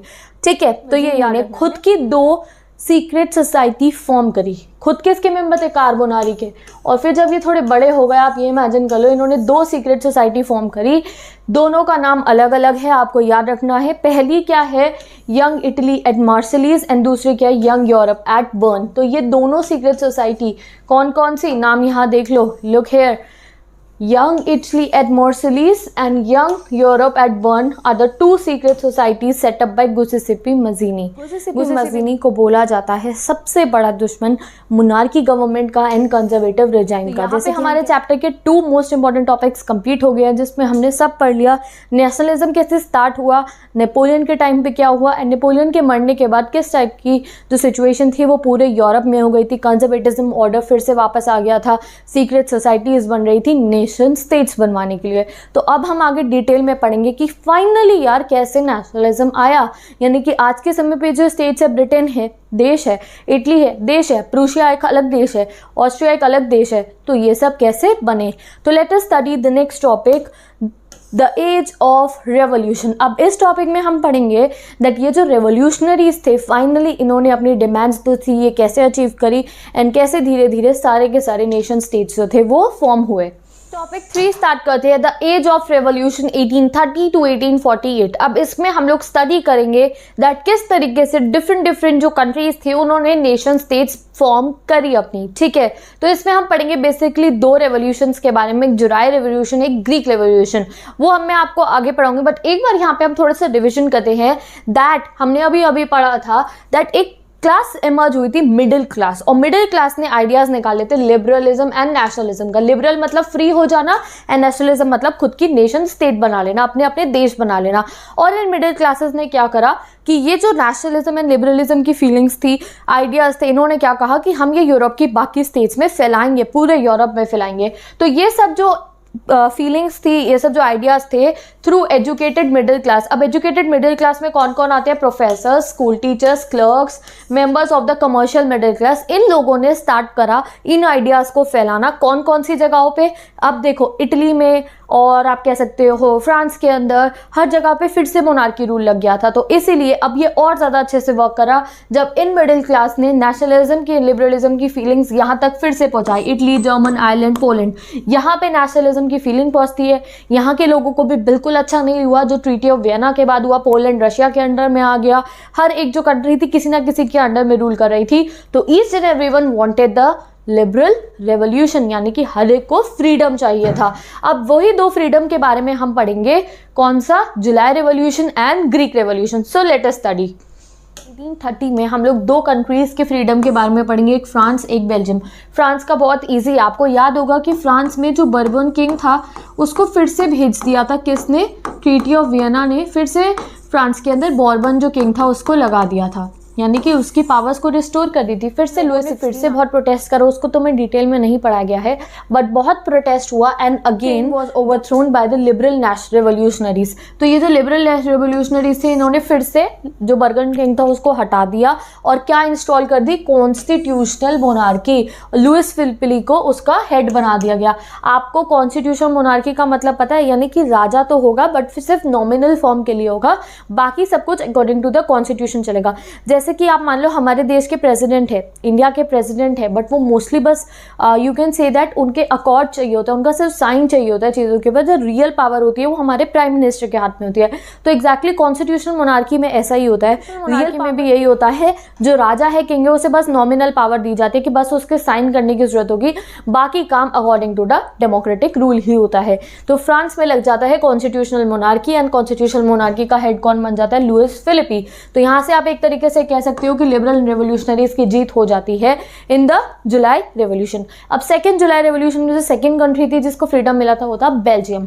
बेल्जियम कहाँ है? हमने अभी पावर शेयरिंग चैप्टर में पढ़ा ना, वही सिविक्स के पावर शेयरिंग चैप्टर के अंदर हम बेल्जियम के बारे में पढ़ेंगे। तो बेल्जियम की जो कैपिटल है ब्रुसेल्स, वहां पे रेवोल्यूशन स्टार्ट होता है। देखो अभी आपको स्टार्टिंग में बुक में एक मैप दे रखा है, वहां आप मैप में देखोगे तो तुम्हें दिखेगा कि कोई कंट्री नहीं होती थी, बड़ी बड़ी फेडरेशन होती थी, बड़े बड़े हिस्से होते थे। वहाँ पे एक राजा था, वो पूरे इतने बड़े लैंड को रूल कर रहा है। तो United kingdom of Netherlands, United kingdom of Netherlands एक जगह थी, यूनाइटेड किंगडम ऑफ नीदरलैंड्स। अब यहाँ का एक छोटा सा हिस्सा था बेल्जियम। अब बेल्जियम वालों को यूनाइटेड किंगडम ऑफ नीदरलैंड से अलग होना था, तो ये लोग यहाँ की कैपिटल सिटी ब्रुसेल्स के अंदर प्रोटेस्ट शुरू होता है। एंड आफ्टर अ प्रोटेस्ट आपको नहीं बताया गया कैसे हुआ, क्या हुआ, बहुत कुछ प्रोटेस्ट हुआ और उसके बाद फाइनली जो बेल्जियम है वो भी अलग हो जाती है from the United kingdom of Netherlands. और जब इन दोनों कंट्रीज को फ्रीडम मिल जाता है तो इसको रेफर करा गया जुलाई रेवोल्यूशन। जुलाई रेवोल्यूशन में एक फ्रांस बन गया हमारा, क्या बन गया? कॉन्स्टिट्यूशनल मोनार्की, आपको याद रखना है। दूसरा फ्रीडम किसको मिला? बेल्जियम को। बेल्जियम फ्री हो गया from the United kingdom of Netherlands. ठीक है, तो ये दो हमने पढ़ लिए। नेक्स्ट रेवोल्यूशन हम पढ़ेंगे द ग्रीक रेवोल्यूशन। अब ग्रीक रेवोल्यूशन में क्या होता है देखो, लेट अस स्टडी। फ्रांस को भी फ्रीडम मिल गया, बेल्जियम को भी मिल गया। तो अब फाइनली ना एक बुक में आपकी लाइन भी लिखी गई है, when France नीजेस rest of the Europe catches cold. अब ये लाइन किसने बोली है ये आप लोग मुझे कमेंट सेक्शन में बताओगे। तो क्या हुआ जब फ्रांस को भी फ्रीडम मिल गया, बेल्जियम को भी मिल गया, तो हम नीचे आते हैं। ग्रीक एम्पायर जो है, जो आज के समय का ग्रीस है, यहाँ पे भी एक रेवोल्यूशनरी स्ट्रगल जो है वो लॉन्च होता है। अब यहाँ कब होता है? ग्रीक रेवोल्यूशन 1830 में। अब लेट्स सी, ये था एक ऑटोमन एम्पायर। अगर आप बुक देखोगे ना तो वहाँ पे आपको दिखेगा ये ऑटोमन एम्पायर। अब इस ऑटोमन एम्पायर में बहुत सारी कंट्रीज थी, जैसे कि ग्रीस हो गई, टर्की हो गई, ये सब ऑटोमन एम्पायर के पार्ट थे। अब यहाँ पे जो ये ग्रीक हैं, यहाँ के लोगों में भी नेशनलिज्म की फीलिंग आ जाती है कि भैया अब हमें ऑटोमन किंग के रूल में नहीं रहना है, हमें चाहिए फ्रीडम। तो अब हम पढ़ेंगे कि ग्रीक रेवोल्यूशन में क्या होता है। ग्रीक रेवोल्यूशन 1830 में हुआ था। Let's study. रेवोल्यूशन है, अगर आपको इस पे शॉर्ट नोट लिखने को आ जाए तो ये 5 पॉइंट्स लिख के आप फुल मार्क्स स्कोर कर सकते हो। तो ग्रीक रेवोल्यूशन को ग्रीक वॉर ऑफ इंडिपेंडेंस भी बोला जाता है। Greece was a part of Ottoman empire since 15th century. 15th century से ओटोमन एम्पायर के पार्ट थे और अब इन्हें क्या चाहिए था? Freedom. Growth of nationalism in Europe started Greek struggle for independence from Ottoman rule in 1821। अब जब नेशनलिज्म, मैंने आपको बोला ना कि फ्रांस में कुछ होता है तो बाकियों को कोल्ड लग जाता है, फ्रांस सीखता है कोल्ड कहीं औरों को लग जाता है। तो ऐसा ही होता है जब फ्रांस के अंदर नेशनलिज्म की फीलिंग जगती है तो यहाँ पे ग्रीक के जो लोग होते हैं 1821 से ही इन्होंने कहा कि भैया ऑटोमन रूलर हमें छोड़ दो, हमें हमारी एक अलग कंट्री बना दो। अब इन लोगों में इतनी पावर नहीं थी, ये इतने स्ट्रॉन्ग नहीं थे कि ये अपनी लड़ाई खुद लड़ सके। तो फिर इन्होंने लड़ाई कैसे लड़ी? इनकी हेल्प करी वेस्टर्न यूरोपियन कंट्रीज़ ने, और काफ़ी सारे पोएट ने, आर्टिस्ट ने इनकी हेल्प करी। एंड फॉर एग्जांपल आपको नाम दे रखा है Lord Byron, famous English poet. इन लोगों ने हेल्प करी ग्रीक पीपल की। 1821 से देखो इन्होंने कहा हमें फ्रीडम दे दो, फ्रीडम दे दो, एंड फाइनली इन्हें फ्रीडम मिल जाता है। 1832 में एक ट्रीटी साइन होती है, ट्रीटी ऑफ कॉन्स्टेंटिनोपल। कॉन्स्टेंटिनोपल जो है ग्रीस का ही एक शहर है। ट्रीटी ऑफ कॉन्स्टेंटिनोपल साइन होती है और ये ग्रीक को एक इंडिपेंडेंट नेशन बना देती है। यानी कि ट्रीटी ऑफ कॉन्स्टेंटिनोपल साइन होती है 1832 में, और उसके बाद ये फुल फाइनल हो जाता है कि ये जो कंट्री है ग्रीस, ये अब एक इंडिपेंडेंट नेशन बन गई है। और इनके ऊपर अगर आपको नोट लिखने को आ जाए तो तुम्हें बस ये लिखना है, इसको ग्रीक वॉर ऑफ इंडिपेंडेंस बोलते हैं। ये ऑटोमन एम्पायर के साथ 15th सेंचुरी से था। एंड 1821 के अंदर इनका स्ट्रगल लॉन्च होता है। इनकी हेल्प करते हैं कुछ western countries and poet and artist, जैसे कि लॉर्ड बायरन ने इनकी हेल्प करी for getting the freedom from the Ottoman empire. And finally 1832 के अंदर ट्रीटी ऑफ कॉन्स्टेंटिनोपल साइन होती है और ग्रीस एक इंडिपेंडेंट नेशन फॉर्म हो जाता है। तो फाइनली यहाँ पे हमारा आप कह सकते हो काफी सारा चैप्टर जो है कवर हो गया है। अब हम नेक्स्ट टॉपिक पढ़ेंगे 3.1 the romantic imagination and the nationalist feeling. तो स्टार्ट करते हैं अपना topic 3.1 the romantic imagination and national feeling. तो रोमांटिक सुन के वहां मत पहुंच जाना टोनी कक्कर के सॉन्ग्स के अंदर और वो प्यार भरी कहानियों में। नो, यहाँ रोमांटिक का मतलब लड़का लड़की का प्यार या ऐसा वैसा प्यार नहीं है। यहाँ रोमांटिक का मतलब क्या है? अपने देश को लेकर प्यार के बारे में हम इसमें बात करने वाले हैं। तो नेशनलिज्म की फीलिंग जगाने की बहुत लोगों ने कोशिश करी। पहले रेवोल्यूशंस हुए, फिर मिडिल क्लास ने, या जिनको हमने लिबरलिज्म रेफर करा, लिबरल ने बहुत तरीके अपनाए कि नेशनलिज्म को फैलाया जाए। फिर आते हैं आर्टिस्ट, पोएट्स, जिन्होंने कहा कि अब हम जगाएंगे नेशनलिज्म की फीलिंग थ्रू रोमांटिक इमेजिनेशन। इसमें हम लोगों को science and reality and logic दुनिया से दूर लेकर जाएंगे। हम उनको लाएंगे कहानियों के अंदर, पिक्चर्स के अंदर, एसेस के अंदर, फोकलोर्स के अंदर, जिससे उनका जो प्रेम है, देशभक्ति है, वो बाहर निकल कर है। अब कभी क्रिकेट मैच जब चल रहा होता है तो तुम्हारे अंदर की देशभक्ति देखी है? जब कभी हमारा जो इंडिया का वंदे मातरम में चलता है तो देखा है अजीब से गूज़बम्स आ जाते हैं। तो वही होता है romanticism towards your culture, romanticism towards your country. तो वो जागरूक करने की कोशिश करी थी बहुत सारे स्कॉलर्स ने, आर्टिस्ट ने, पोएट्स ने। तो लेट अस सी, तो रोमांटिसिज्म की अगर आपको डेफिनेशन लिखने को आए तो वो क्या होगा? Romanticism is a culture movement which sought to develop a particular form of nationalist sentiment. तो आप लोगों को क्या लर्न करना है? बस romanticism, cultural movement, national sentiment. Sought to develop लिखने की जरूरत नहीं है। Nationalism was a romanticism was a culture movement to arouse, लिख देना, अराउज द नेशनलिस्ट सेंटिमेंट्स। सब लोग अपने अपने तरीके से सेंटिमेंट जगा रहे थे, तो इन्होंने कहा हम जगाएंगे नेशनलिस्ट सेंटिमेंट्स। ठीक है, तो आर्टिस्ट चल रहा है दैट जो रोमांटिसिज्म था वो इंक्रीज कैसे हुआ। तो बेसिकली जो आर्टिस्ट थे, पोएट्स थे, इनके एडवोकेट कौन थे? Artist and poets. इन्होंने क्या कहा कि ये लोग क्रिटिसाइज करते थे साइंस एंड रीजन को। इन्होंने कहा वॉर से, असेंबलीज करके, स्पीचेस देके ही खाली नेशनलिज्म फीलिंग इंक्रीज नहीं हो सकती। नेशनलिज्म फीलिंग्स इंक्रीज होगी बाय EMI। अब तुम कहोगे ये EMI क्या है? E स्टैंड्स फॉर इमोशन, लोगों के इमोशंस जगा के। M stands for mystical feelings, ये देखो यहाँ लिखा है। अगर ये कीवर्ड तुमने SST के एग्जाम में यूज करिए, will get full marks. And third was the intuitions, यानी कि मन के अंदर से उनकी भावनाएं जगाएंगे। तो they will love their culture, they will love there land and they will then have a feeling of nationalism. देखो यूज करा to create a sense of shared collective heritage, common cultural past and nation. तो हमारे Indians का भी तो यही है, हमारी कलेक्टिव हेरिटेज है। सारे जो कुछ भी मॉन्यूमेंट्स हैं हम सबके हैं। We have a collective heritage, ठीक है। We have a common cultural past. हम में से हर एक बच्चा 1947 के रिवोल्ट, जो हमारा फ्रीडम स्ट्रगल था, हमें फ्रीडम कब मिला, 1857 का रिवोल्ट, हम लोग सब कुछ उसको पढ़ते हैं and we feel connected with each other, ठीक है। और इस चीज़ को बनाया उन्होंने बेसिस ऑफ द नेशन। जब लोगों को लगेगा हाँ भैया हमारा पास्ट सेम है, तो वो एक जगह पे एक खुशी से रहने के लिए तैयार होंगे और उसको हम कहेंगे नेशन, ठीक है। तो रोमांटिसिज्म जब आपको अगर क्वेश्चन आएगा तो दो लोग हैं जिनके बारे में याद रखना है। दो लोग नहीं है, एक इंसान है और एक इम्पॉर्टेंट वेपन है। तो पहले कौन है? Johann Gottfried. तो आप इनका पूरा नाम याद मत करना, बहुत लंबा है। जोआन गॉटफ्राइड यानी कि जोआन को फ्राई कर दिया है। जोआन गॉटफ्राइड का बहुत ही इंपॉर्टेंट कंट्रीब्यूशन है towards the rise of nationalism. इन्होंने दो फीलिंग्स के बारे में डिस्कस करा। पहली फीलिंग क्या थी, अबाउट दास वोक, एंड दूसरी फीलिंग क्या थी, वोक्स गीस्ट। अब ये क्या है, लेट अस डिस्कस। देखो जोआन गॉटफ्राइड ने क्या बोला, दैट ये जो कल्चर को लेकर जो प्यार है, ये जो आप लोग कहते हो कि नेशनलिज्म, ये दो चीज़ों से बाहर आ सकता है। ही वॉज अ जर्मन, ये जर्मनी की ही बात कर रहे हैं। उन्होंने कहा कि वो दो चीज़ों से बाहर आएगा। पहले, अगर आपको कल्चर और नेशनलिस्ट की फीलिंग जगानी है और आपको ट्रू कल्चर देखना है जर्मनी का, तो आप लोग राजा महाराजाओं के घर में नहीं जाओ, go to the common people. आप किसी कॉमन इंसान के घर में जाओ, यानी कि दास वोक। जर्मन में कॉमन पीपल को क्या बोलेंगे, दास वोक। अगर तुम कॉमन पीपल के घरों में जाओगे तब तुम्हें रियल कल्चर ऑफ जर्मनी दिखाई देगा। जैसे राजा महाराजाओं के महलों के अंदर किसी को भी जर्मन का रियल कल्चर नहीं पता चलेगा, जब वो लोग कॉमन पीपल, कॉमन लैंड के अंदर जाएंगे, कॉमन लोगों के घरों में जाएंगे, तो रियल कल्चर ऑफ जर्मनी दिखाई देगा। तो नेशनलिज्म की फीलिंग मतलब ये है कि कॉमन पीपल्स में जगानी पड़ेगी नेशनलिज्म की फीलिंग, तभी आएगा एक revolution. Next was, it was through folklore, songs, poetry, dances के थ्रू उन्होंने क्या कहा कि हम लोग वोक्स गीत क्या है, ट्रू स्पिरिट ऑफ नेशन, यानी कि ये फीलिंग कि हम जर्मन के लोग हैं और जर्मनी हमारा है। तो ये जो फीलिंग है, true feeling towards the nation, जिसको बोला गया वोक्स गीत, वो कैसे आएगा, through folklores, folk poetry and folk dances. जैसे देखा हमारे इंडियन फोकलोर्स होती हैं, पोइट्रीज होती है, डांसेस होते हैं, डिफरेंट फोक डांसेस कितने हैं हमारे।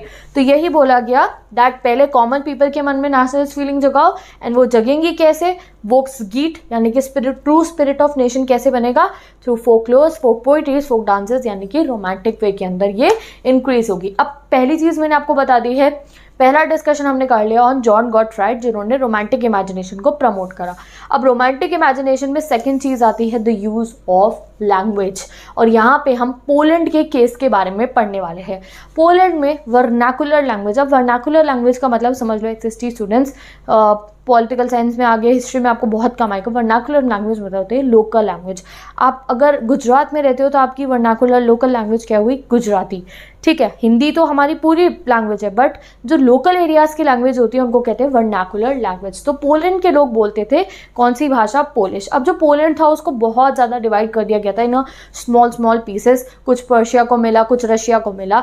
तो रशिया ने पूरा पोलैंड को कैप्चर कर लिया था, ये सब बात हमें पता है। रशिया ने पूरा का पूरा पोलैंड को कैप्चर कर लिया और पोलैंड में अपनी डोमिनेंस दिखाने लगे वो लोग, और पूरा वहाँ पे स्कूल्स में रशियन पढ़ाई जाने लगी, पोलिश भाषा हटा दी, उनको उनका कल्चर फॉलो नहीं करने दिया जा रहा था। तो पोलिश पीपल ने रिवोल्ट करा, उन्होंने कहा ठीक है, आप लोग हमारे पे रूल कर रहे हो, हमारे में इतनी कैपेबिलिटी नहीं है कि हम लड़ सकें। Russia very powerful kingdom, Prussia very powerful kingdom, ठीक है, तो हम तुमसे लड़ तो नहीं सकते, बट हम अपने लेवल पे कैसे लड़ेंगे, हम अपने पोलिश कल्चर को कभी नहीं भूलेंगे।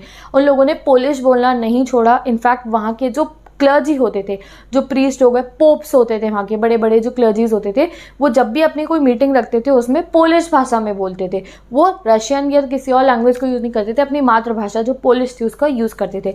तो Russians were very harsh on them also. एक बार रशियंस उनको उठा के, जो साइबेरिया है ना, जहाँ पे 6 मंथ सुबह रहती है और 6 मंथ रात रहती है, वो वाली जगह, वहाँ पे साइबेरिया के प्रिजन में ले जाके उन मोटे मोटे होते थे ये पोप्स, क्लर्जी, उन सबको ले जाके बंद कर देते। जो प्रीस्ट थे चर्चेस के, उनको वहाँ ले जाके बंद कर देते, सज़ा देते हैं कि अगर कोई रशियंस के खिलाफ जाएगा, अगर तुम पोलिश भाषा बोलोगे तो तुम्हारे साथ ऐसा होगा। बट स्टिल हमने इस केस के बारे में क्यों पढ़ा, ये फेल हो गया ना, उनका कोई रेवोल्यूशन जो वो करना चाह रहे थे by speaking the vernacular language, वो सक्सेसफुल नहीं हुआ। But still we are studying this because ये शो कर रहा है दैट लैंग्वेज भी एक वेपन है जिसके थ्रू हम नेशनलिस्ट फीलिंग जगा सकते हैं। तो यहाँ पे मैं आपको बुक की लैंग्वेज में भी बता देती हूँ दैट रशिया एंड प्रूशिया जैसी बड़ी बड़ी जो कंट्रीज़ थी, उन्होंने पोलैंड को जो था बिल्कुल ही डिवाइड कर दिया था, and Russian language was imposed everywhere. 1831 के अंदर एक आर्म रेबेलियन भी होता है against the rule of Russia, but वो सक्सेसफुल नहीं होता है बिकॉज रशिया के खिलाफ जाना आसान बात नहीं थी। दे वर अल्टीमेटली क्रश्ड, और पोलिश की यूज़ जो थी बिल्कुल ही बंद हो गई थी, एंड पोलिश भाषा का यूज़ कर रहे थे जो पोप्स होते थे। ये देखो यहाँ लिखा है ना, Polish was used for church gatherings and religious instructions. As a result, a large number of priests and bishops जो थे वो put in jail और sent in Siberia by the Russia. तो रशियंस उनको जेल में बंद कर देते या साइबेरिया भेज देते थे कि पोलिश पीपल को दबा दिया जाए. तो यहाँ पे रोमांटिक इमेजिनेशन टॉपिक कंप्लीट हो गया है. यहाँ हमने क्या पढ़ा, कल्चर्स के थ्रू, कॉमन पीपल के थ्रू एंड फोकलोर्स, डांसेस के थ्रू एंड लैंग्वेज के through we can increase the spirit of nationalism. अब हमने नेशनलिज्म बहुत पढ़ लिया, अब हम पढ़ेंगे hunger, hardship and popular revolt. अब हम नए रिवोल्ट्स के बारे में पढ़ेंगे. अब देखो ये सब तो एक जगह पे चल रहा था, नेशनल स्ट्रगल, रेवोल्यूशन, बट एक और प्रॉब्लम भी थी इस समय पे पूरे यूरोप में. क्या थी वो? एम्प्लॉयमेंट नहीं थी.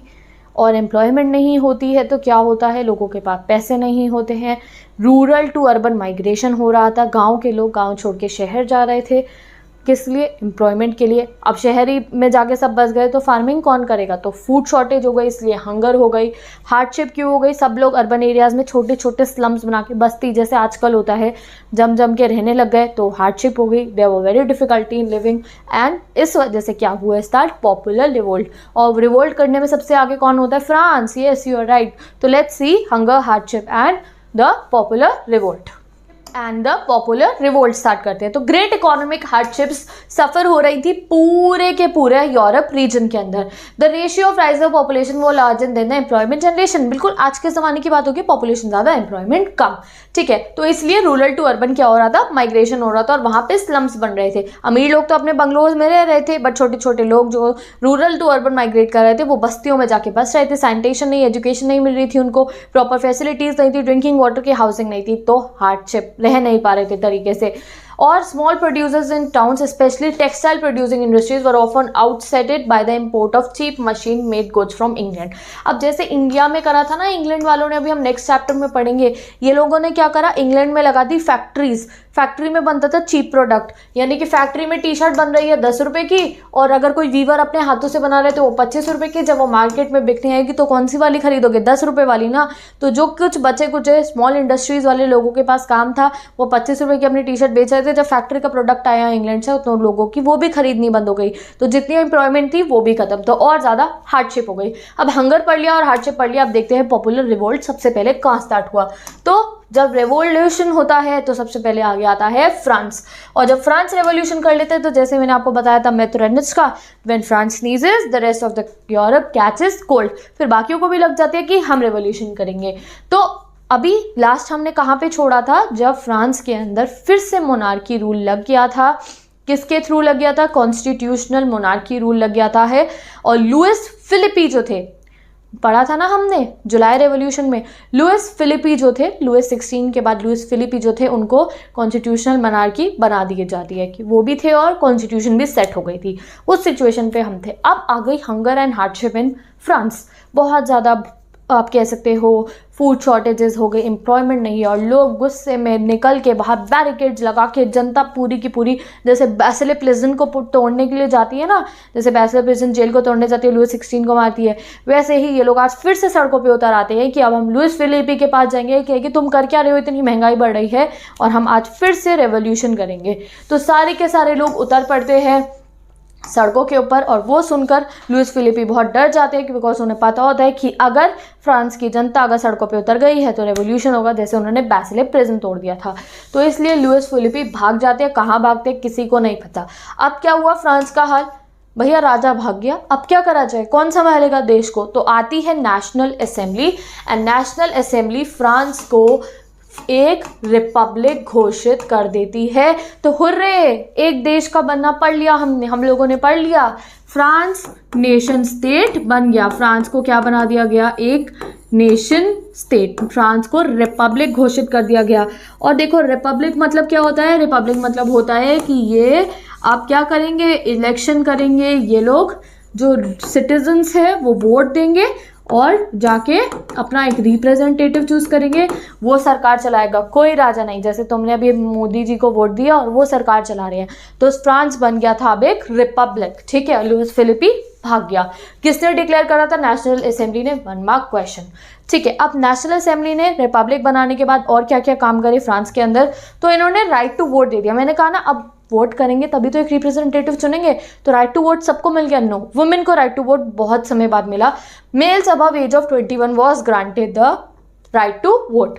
The right to work was also granted. अब देखो राइट टू वर्क, अब मैंने आपको बताया ना इकोनॉमिक हार्डशिप चल रही थी, लोगों पे काम नहीं था, खाने को कुछ नहीं था, डेमोक्रेसी लाने से सिर्फ कुछ नहीं होने वाला था। तो इन लोगों ने right to work was granted to all, यानी कि हर एक इंसान के पास काम होना चाहिए। उसके लिए बड़ी सी एक नेशनल वर्कशॉप लगी फॉर प्रोवाइडिंग एम्प्लॉयमेंट। एक बहुत सी बड़ी सी जगह पे एक फेयर लगा, वहाँ पे सब लोग गए और सबको उनकी कैपेबिलिटी के हिसाब से एम्प्लॉयमेंट मिल रही थी वहाँ पे। जैसे कि अगर किसी को वुड का वर्क करना आता है तो उसको कारपेंटर की जॉब दे दी गई। सो एंड सो डिफरेंट तरीकों से एक बड़ा सा वर्कशॉप लगी, फेयर लगा, जहाँ पे लोगों ने जाके एम्प्लॉयमेंट सीख करी। तो यहाँ पे आपका कंप्लीट हो गया है ये टॉपिक जिसमें हमने पढ़ा revolution in France. And finally जो फ्रांस है हमारा रिपब्लिक बन गया है। तो हंगर एंड हार्डशिप में हमने देखा रिवोल्ट हुआ और फाइनली जो फ्रांस है वो रिपब्लिक बन गया। अब इसमें एक और बहुत इंपॉर्टेंट है सिसिलिया रिवोल्ट ऑफ 1845। इसमें डेफिनेटली आपके एग्जाम में क्वेश्चन आता है और मैं इंपॉर्टेंट क्वेश्चंस में वो करवा चुकी हूँ, वीडियो लिंक डिस्क्रिप्शन बॉक्स में गिवन है। तो वीवर टॉपिक स्टार्ट करते हैं, सिलेसिया वीवर रिवोल्ट 1845। अब इस रिवोल्ट को आपको याद रखना है, आपको शॉर्ट क्वेश्चन में आंसर जरूर आ सकता है लिखने को।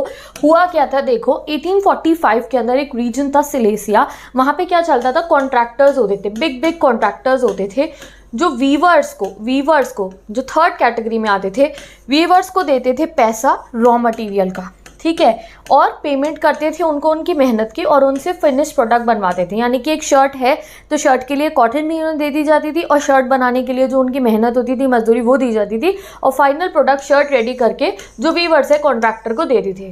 अब सडनली वीवर एक बारी क्या करते हैं, जो कॉन्ट्रैक्टर्स है वो क्या करते हैं, इनकी जो पेमेंट्स होती है वो बहुत कम कर देते हैं। यानी कि अगर उसे 50 रुपये एक शर्ट बनाने के मिल रहे थे तो उस 50 रुपये को 10 रुपये कर देते हैं। अगर ऐसा हुआ तो वो अपने घर का खर्चा पानी कैसे चलाएंगे अगर वो सडनली रिडक्शन इन पेमेंट्स इतनी ज़्यादा करेगा? कौन? कॉन्ट्रैक्टर। तो इस चीज़ से गुस्सा हो जाते हैं सारी की सारी weaver community and they came together and did a revolution या फिर रिवोल्ट आप कह सकते हो, ठीक है। तो इन लोगों ने 1845 को 2 बजे के करीब ये सारे के सारे वीवर पहुंच जाते हैं मैंशन पे, बड़े से किसके? कॉन्ट्रैक्टर के। सारे वीवर्स, कोई खिड़की तोड़ के, कोई यहाँ पीछे से बैकयार्ड में से, कोई ऊपर से छत तोड़ के उनके घर में घुस जाता है। जो वो घर के अंदर घुसते तो कॉन्ट्रैक्टर वहाँ पे होता ही नहीं है। एक्चुअली कॉन्ट्रैक्टर जो था जिसने एकदम से उनकी पेमेंट रिड्यूस कर दी थी, नेबरिंग विलेज में भाग गया था। और देखो उस कॉन्ट्रैक्टर के साथ भी क्या होता है, जिसके घर पे वो रेफ्यूजी सीख करने गया था वो भी उसे मना कर देते कि मैं तुम्हें अपने घर में नहीं रखूंगा, कि कई वीवर्स आके यहाँ मार पिटाई करने लगे। फिर कॉन्ट्रैक्टर हेल्प लेता है आर्मी से एंड आर्मी हेल्प करती है। तो आर्मी और जो वीवर्स थे, अब आर्मी और वीवर्स के बीच में लड़ाई होती है और उस लड़ाई के अंदर 11 वीवर्स मर जाते हैं। और यही एक इंपॉर्टेंट डिटेल है, सिलेसिया रिवोल्ट में 11 वीवर्स जो थे वो मर जाते हैं। तो ये हमारा दूसरा रिवोल्ट भी कंप्लीट हो गया है।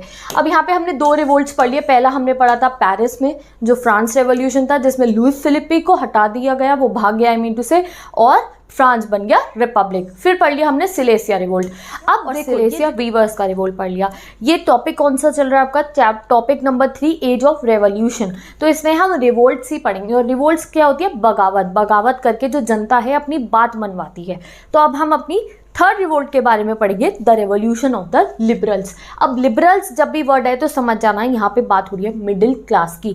और मिडिल क्लास में आते थे क्लर्क्स हो गए, लॉयर्स हो गए, डॉक्टर्स हो गए, टीचर्स हो गए। मिडिल क्लास लोगों का हमेशा से 2 ही डिमांड्स थी, एक कॉन्स्टिट्यूशनल असेंबली बना दो, यानी कि पार्लियामेंट्री फॉर्म ऑफ गवर्नमेंट बना दो। जैसे अभी है, हम मोदी जी को वोट करो, हमारी सरकार चला रहे हैं, कॉन्स्टिट्यूशन बना दो और एक नेशन स्टेट बना दो, क्योंकि पहले ज़माने में कोई भी नेशन स्टेट नहीं थी। अब देखो फ्रांस को तो नेशन स्टेट बन गया ना, फ्रांस को तो रिपब्लिक मिल गई अभी हमने देखा, बट रीजन्स जैसे कि जर्मनी, ठीक है, Italy, Poland, Austro Hungarian empire अभी तक एक नेशन स्टेट नहीं बने थे। और पोलैंड में तो हमने देखा कि रेवोल्यूशन हुआ तो उनके पादरियों को इन्होंने साइबेरिया भेज दिया, रशियंस ने। तो अब इस टॉपिक पे हम डिस्कस करेंगे कैसे जर्मनी बना। ये जो जर्मनी है ना, जहाँ पे बाद में हिटलर आया और उसने सबको इतना तंग करा, वो जर्मनी बना कैसे, ये हम इस टॉपिक में डिस्कस करने वाले हैं। और जर्मनी बनने की शुरुआत कैसे होती है, एक कहानी पड़ेगी हमें अगर जर्मनी बनने की शुरुआत देखनी है। अब एक इतना बड़ा रीजन था पर्शिया। इस पर्शिया रीजन में एक पॉपुलेशन रहती थी जो जर्मन स्पीकिंग थी। उन्होंने कहा कि जो जर्मन स्पीकिंग वाला एरिया था, वहाँ की जितनी भी पॉलिटिकल एसोसिएशंस थी, पॉलिटिकल एसोसिएशन मतलब होता है पॉलिटिकल पार्टीज, जर्मन स्पीकिंग वाले एरिया की जितनी भी पॉलिटिकल पार्टीज थी बेसिकली मिडिल क्लास से भरी हुई थी। अब भैया पीजेंट्स लोग तो अपना काम कर रहे हैं, ये middle class clerks and doctors ही तो आ रहे थे पॉलिटिकल पार्टीज एंड एसोसिएशंस बनाने में। तो ये large number of political parties जिसमें बिजनेसमैन्स थे, आर्टिसंस थे, इन्होंने डिसाइड करा कि हम बनाएंगे all German national assembly in Frankfurt. ठीक है, तो इन लोगों ने डिसाइड करा कि हम अपनी बनाएंगे नेशनल असेंबली, हम इलेक्शंस कंडक्ट करेंगे और प्रॉपर तरीके से इलेक्शंस करेंगे और यहाँ पे इलेक्टेड कैंडिडेट्स जाएंगे और हम लोग अपनी एक कॉन्स्टिट्यूशन ड्राफ्ट करेंगे। ये इन्होंने अपना विजन बना लिया मिडिल क्लास ने। मिडिल क्लास ने क्या बोला, हम अपनी असेंबली बनाएंगे, वोट डालेंगे, जो जीतेंगे वो मिलकर कॉन्स्टिट्यूशन बनाएंगे। और एग्जैक्टली इन्होंने यही करा, जर्मन असेंबली बनाने का डिसाइड करा इन फ्रैंकफर्ट। अब ये फ्रैंकफर्ट का है, फ्रैंकफर्ट एक जगह है, वहाँ पे इन्होंने डिसाइड करा कि सेंट पॉल चर्च के अंदर, कहाँ पे, सेंट पॉल चर्च के अंदर इन्होंने डिसाइड करा कि हम अपनी नेशनल असेंबली बनाएंगे। तो ऐसा ही होता है। 831 elected representative march to take their place in Frankfurt parliament on 18 May 1848। क्या करते हैं ये, इलेक्शन कंडक्ट करते हैं मिडिल क्लास वाले। इलेक्शंस कंडक्ट करने के बाद में 831 इलेक्टेड रिप्रेजेंटेटिव, सब में से कितने इलेक्ट हो गए, 831 रिप्रेजेंटेटिव्स इलेक्ट हो गए। अब ये 831 लोग मिलके गए कहाँ, फ्रैंकफर्ट पार्लियामेंट में। अब तुम्हें क्वेश्चन आएगा एग्जाम में, फ्रैंकफर्ट पार्लियामेंट का है, तो फ्रैंकफर्ट पार्लियामेंट है सेंट पॉल चर्च के अंदर। और किस डेट पे जाते हैं ये, 18 मई 1848 को सारे के सारे 831 मिडिल क्लास जो जर्मन नेशनल असेंबली के पार्ट थे फ्रैंकफर्ट पार्लियामेंट पहुंच जाते हैं और वहां जाके अपनी एक कॉन्स्टिट्यूशन ड्राफ्ट करते हैं for the German nation based on constitutional monarchy. भैया ये सब अपनी तरफ से कर रहे हैं। अभी यहाँ पे इन्होंने अपनी एक देखो पार्टी बना ली, पार्टी बनाने के बाद इन्होंने नेशनल असेंबली बना ली और अब इन्होंने कहा हम अपनी कॉन्स्टिट्यूशन बना लेते हैं। अब जब इनकी कॉन्स्टिट्यूशन रेडी हो गई तो इन्होंने सोचा ये कॉन्स्टिट्यूशन बना के अब जाएंगे हम राजा साहब के पास। और उस समय में जर्मन स्पीकिंग राजा कौन सा था, किंग फ्रेडरिक विलियम IV। इन्होंने कहा हम राजा साहब के पास जाएंगे और उनको कहेंगे कि आप बना दो constitutional monarchy. Now what is constitutional monarchy, हमें पता है जहाँ पे राजा और जो कॉन्स्टिट्यूशन है मिल के रूल करते हैं। अब ये अपनी जर्मन नेशनल असेंबली वाले ये लोग लेके चले गए अपनी कॉन्स्टिट्यूशन राजा के पास। बट राजा क्यों अपनी पावर अपने हाथ से कम करता, मोनार्की में टोटल कंट्रोल है, कॉन्स्टिट्यूशनल मोनार्की में उससे आधा कंट्रोल भी नहीं है। तो राजा कहता है निकलो यहाँ से, मैं तुम्हारी कोई नेशनल असेंबली को सपोर्ट नहीं कर रहा हूँ। और बाकी राजाओं के साथ जाके, अब प्रूशिया है ये चीज़ कोई नहीं समझाता है, मैं समझा रही हूँ तभी तुम्हें टाइम लगेगा, इस वीडियो को लेंथ लंबी होगी। ये प्रूशिया था, यहाँ पे जो जर्मन स्पीकिंग लोग थे उसका जो राजा था ये फ्रेडरिक, इसके पास गई है कि फ्रेडरिक साहब हमारी कॉन्स्टिट्यूशनल मोनार्की बना दो और हम अपना देश बना लेंगे जर्मन। तो फ्रेडरिक ने कहा नहीं मैं नहीं बनाऊंगा। एंड देन क्या होता है, इसने तो मना कर दिया कि कोई कॉन्स्टिट्यूशनल मोनार्की नहीं बनेगी।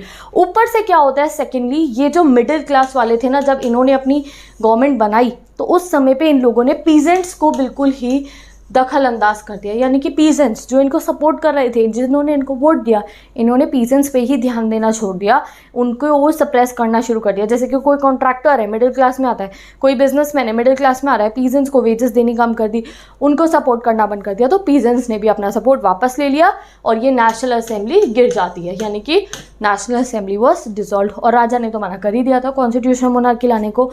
देन व्हाट हैपेंड, अब हम ये पढ़ेंगे।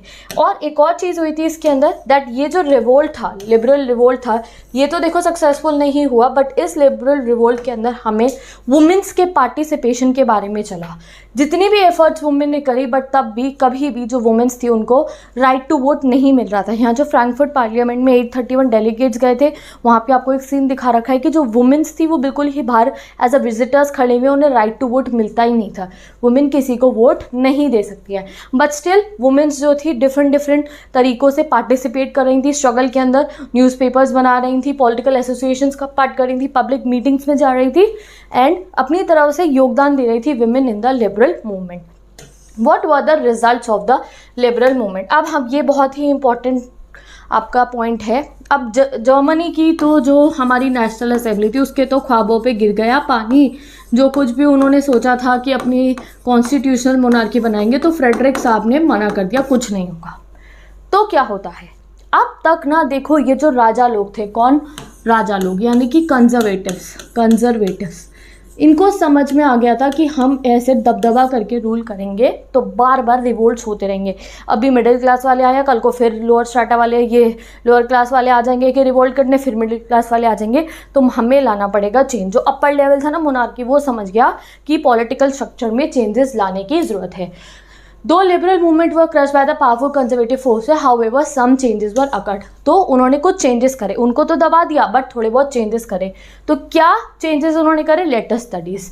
Monarch realise the importance of granting concessions to the liberal nationalist.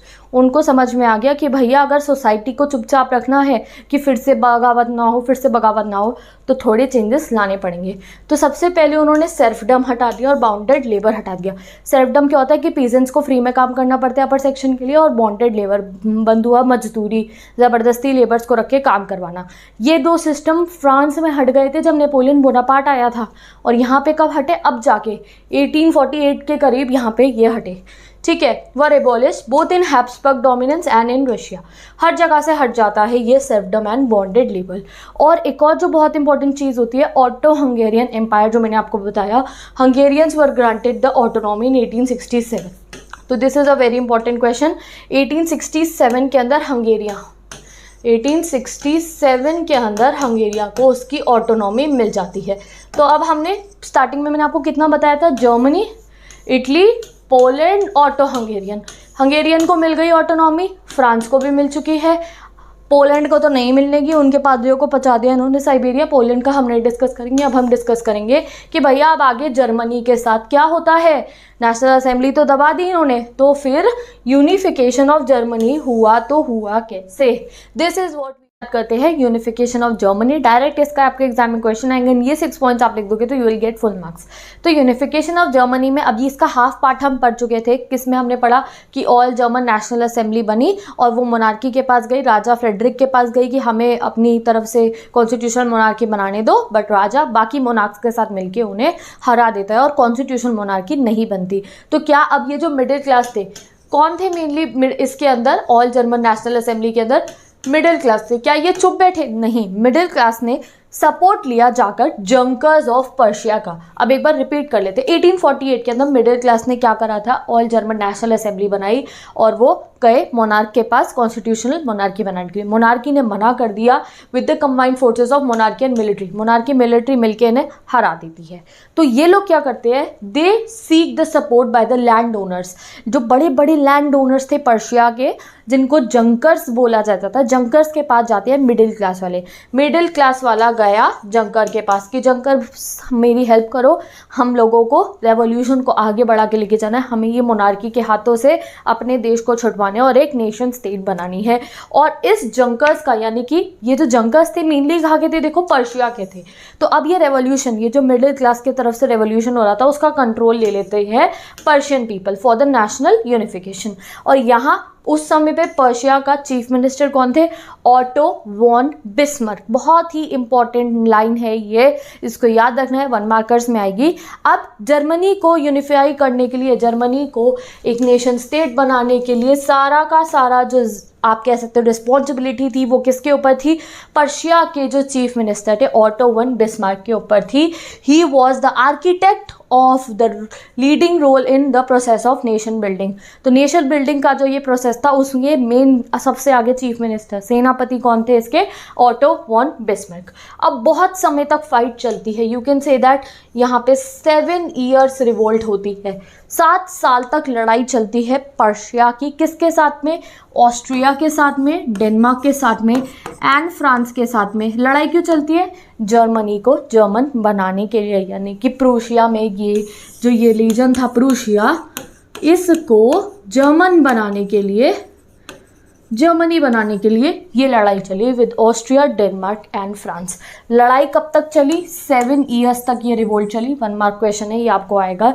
And at the end जो ये थे Otto von Bismarck and Prussia जीत जाते हैं and the process of unification of Germany was completed. And finally Germany का process of unification complete हो जाता है जब ये लोग जीत जाते हैं आफ्टर द 7 ईयर्स। ये जो पर्शिया के हाथ में जब ये आ गया था ऑटो वन बिस्मार्क, 7 साल तक लड़ाई चलती है, बार बार रिपीट करती हूँ, ऑस्ट्रिया, डेनमार्क और फ्रांस के साथ में। एंड एट द एंड ये लोग जीत जाते हैं और फाइनली 18 जनवरी 1871 को न्यू जर्मन एम्पायर बन जाता है, आर्मी जीत जाती है और 18 जनवरी 1871 को नया एम्पायर बन जाता है, यानी कि जो ये प्रशिया था अब उसका नाम चेंज करके क्या रख देंगे, जर्मनी।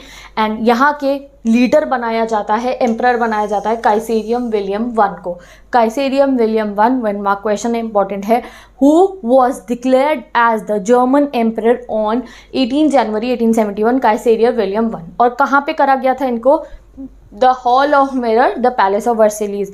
जर्मनी में अभी भी है पैलेस ऑफ वर्सेलिस, बहुत सुंदर सुंदर मिरर्स है वहाँ पे, तो उसको कहा जाता है पैलेस ऑफ वर्सेलिस। जैसे हमारे यहाँ पे राष्ट्रपति भवन है, वैसे आप समझ लो कि वहाँ पे पैलेस ऑफ वर्सेलिस के अंदर काइसेरियर विलियम को क्या बना दिया जाता है, जर्मनी का एम्परर। अब जब ये नई जर्मन एम्पायर बन गया, यानी कि एक कंट्री बन गई है अब जर्मन, तो ये फोकस करते हैं वहाँ पे अच्छे काम करने में, जैसे कि मोनेटाइजिंग द करेंसी। पहले डिफरेंट करेंसीज थी, एक करेंसी करी, बैंकिंग सिस्टम करा, लीगल और जुडिशियल सिस्टम करे, यानी कि कोर्ट्स बैठानी वहाँ पे शुरू करी, और जो सिस्टम था जर्मनी का उसको अच्छा करना शुरू कर दिया। तो यहाँ पे कंप्लीट हो गया process of the unification of Germany.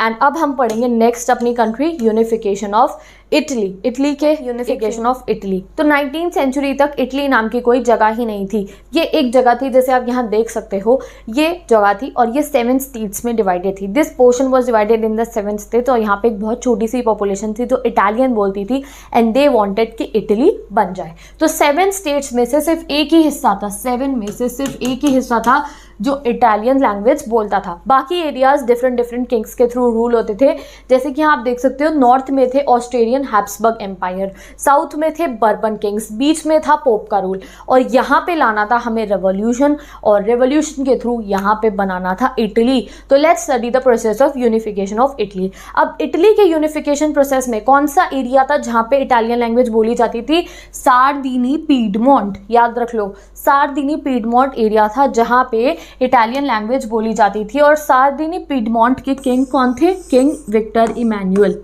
II, ये थे इस एरिया के लीडर, और इस एरिया में बोली जाती थी इटालियन लैंग्वेज। अब यहाँ से चलना था पूरा का पूरा struggle for the unification of Italy. तो विक्टर इमैनुअल II और इनके जो कौन थे, चीफ मिनिस्टर, जिसका नाम था काउंट कैवियर, ये मिलके लड़ते हैं लड़ाई with all the other Kings for the unification of Italy. उससे पहले एक बार कोशिश करी थी गुसेसिपी मजीनी ने, हमने पढ़ा था उनकी सीक्रेट सोसाइटी भी थी यंग इटली, जो फेल हो गई थी। इन्होंने कोशिश करी इटली को यूनिफाई करने की, बट उनकी कोशिश पूरी नहीं होती है। तो इसीलिए 1848 के अंदर जो किंग विक्टर इमैनुअल थे, किंग विक्टर इमैनुअल कौन से रीजन के थे, ये सार्दिनी पीडमोंट रीजन के जो थे, इन्होंने स्ट्रगल लॉन्च करा for the unification of Italy. अब जो राजा खुद लड़ते हैं उसके साथ में उनके सेनापति भी होते हैं ना, तो जो ये किंग थे विक्टर इमैनुअल, इनके सेनापति कौन थे, लोग हियर, इनके सेनापति थे चीफ मिनिस्टर। सेनापति कौन होता है, चीफ मिनिस्टर, काउंट कैवियर। ये मूवमेंट लेड करते हैं for the unification of Italy, मतलब कि अब होंगे वॉर्स, लड़ाइयाँ जलती हैं। 1859 में सार्दिनी पीडमोंट जो था 1859 के अंदर, ये फ्रेंच की मदद से, फ्रांस की मदद से जो ऑस्ट्रो हैब्सबर्ग एम्पायर था ना, ऊपर वाला नॉर्थ वाला, उसको हरा देता है। यानी कि ये फ्रेंच आर्मी से हेल्प लेते हैं सार्दिनी पीडमोंट के Victor Emmanuel and Count Cavour, और मिलके ये ऊपर जो नॉर्थ साइड में जो रीजन था ना ऑस्ट्रो हैब्सबर्ग, इनको हटा देते हैं, इनको हरा देते हैं, मतलब कि ये रीजन इनके हाथ में आ जाता है। उसके बाद 1859 के अंदर फ्रेंच आर्मीज की मदद से नॉर्थ में जो ऑस्ट्रो हंगेरियन एम्पायर के जो लीडर्स थे उनको हरा दिया, और नॉर्थ का जो रीजन था इनके कब्जे में आ गया, किसके, काउंट कैवियर के, विक्टर इमैनुअल के, यानी कि इटली में वो हिस्सा बन चुका था। अब बात करते हैं साउथ रीजन में। साउथ रीजन में कौन से किंग थे, बर्बन किंग्स और स्पेनिश।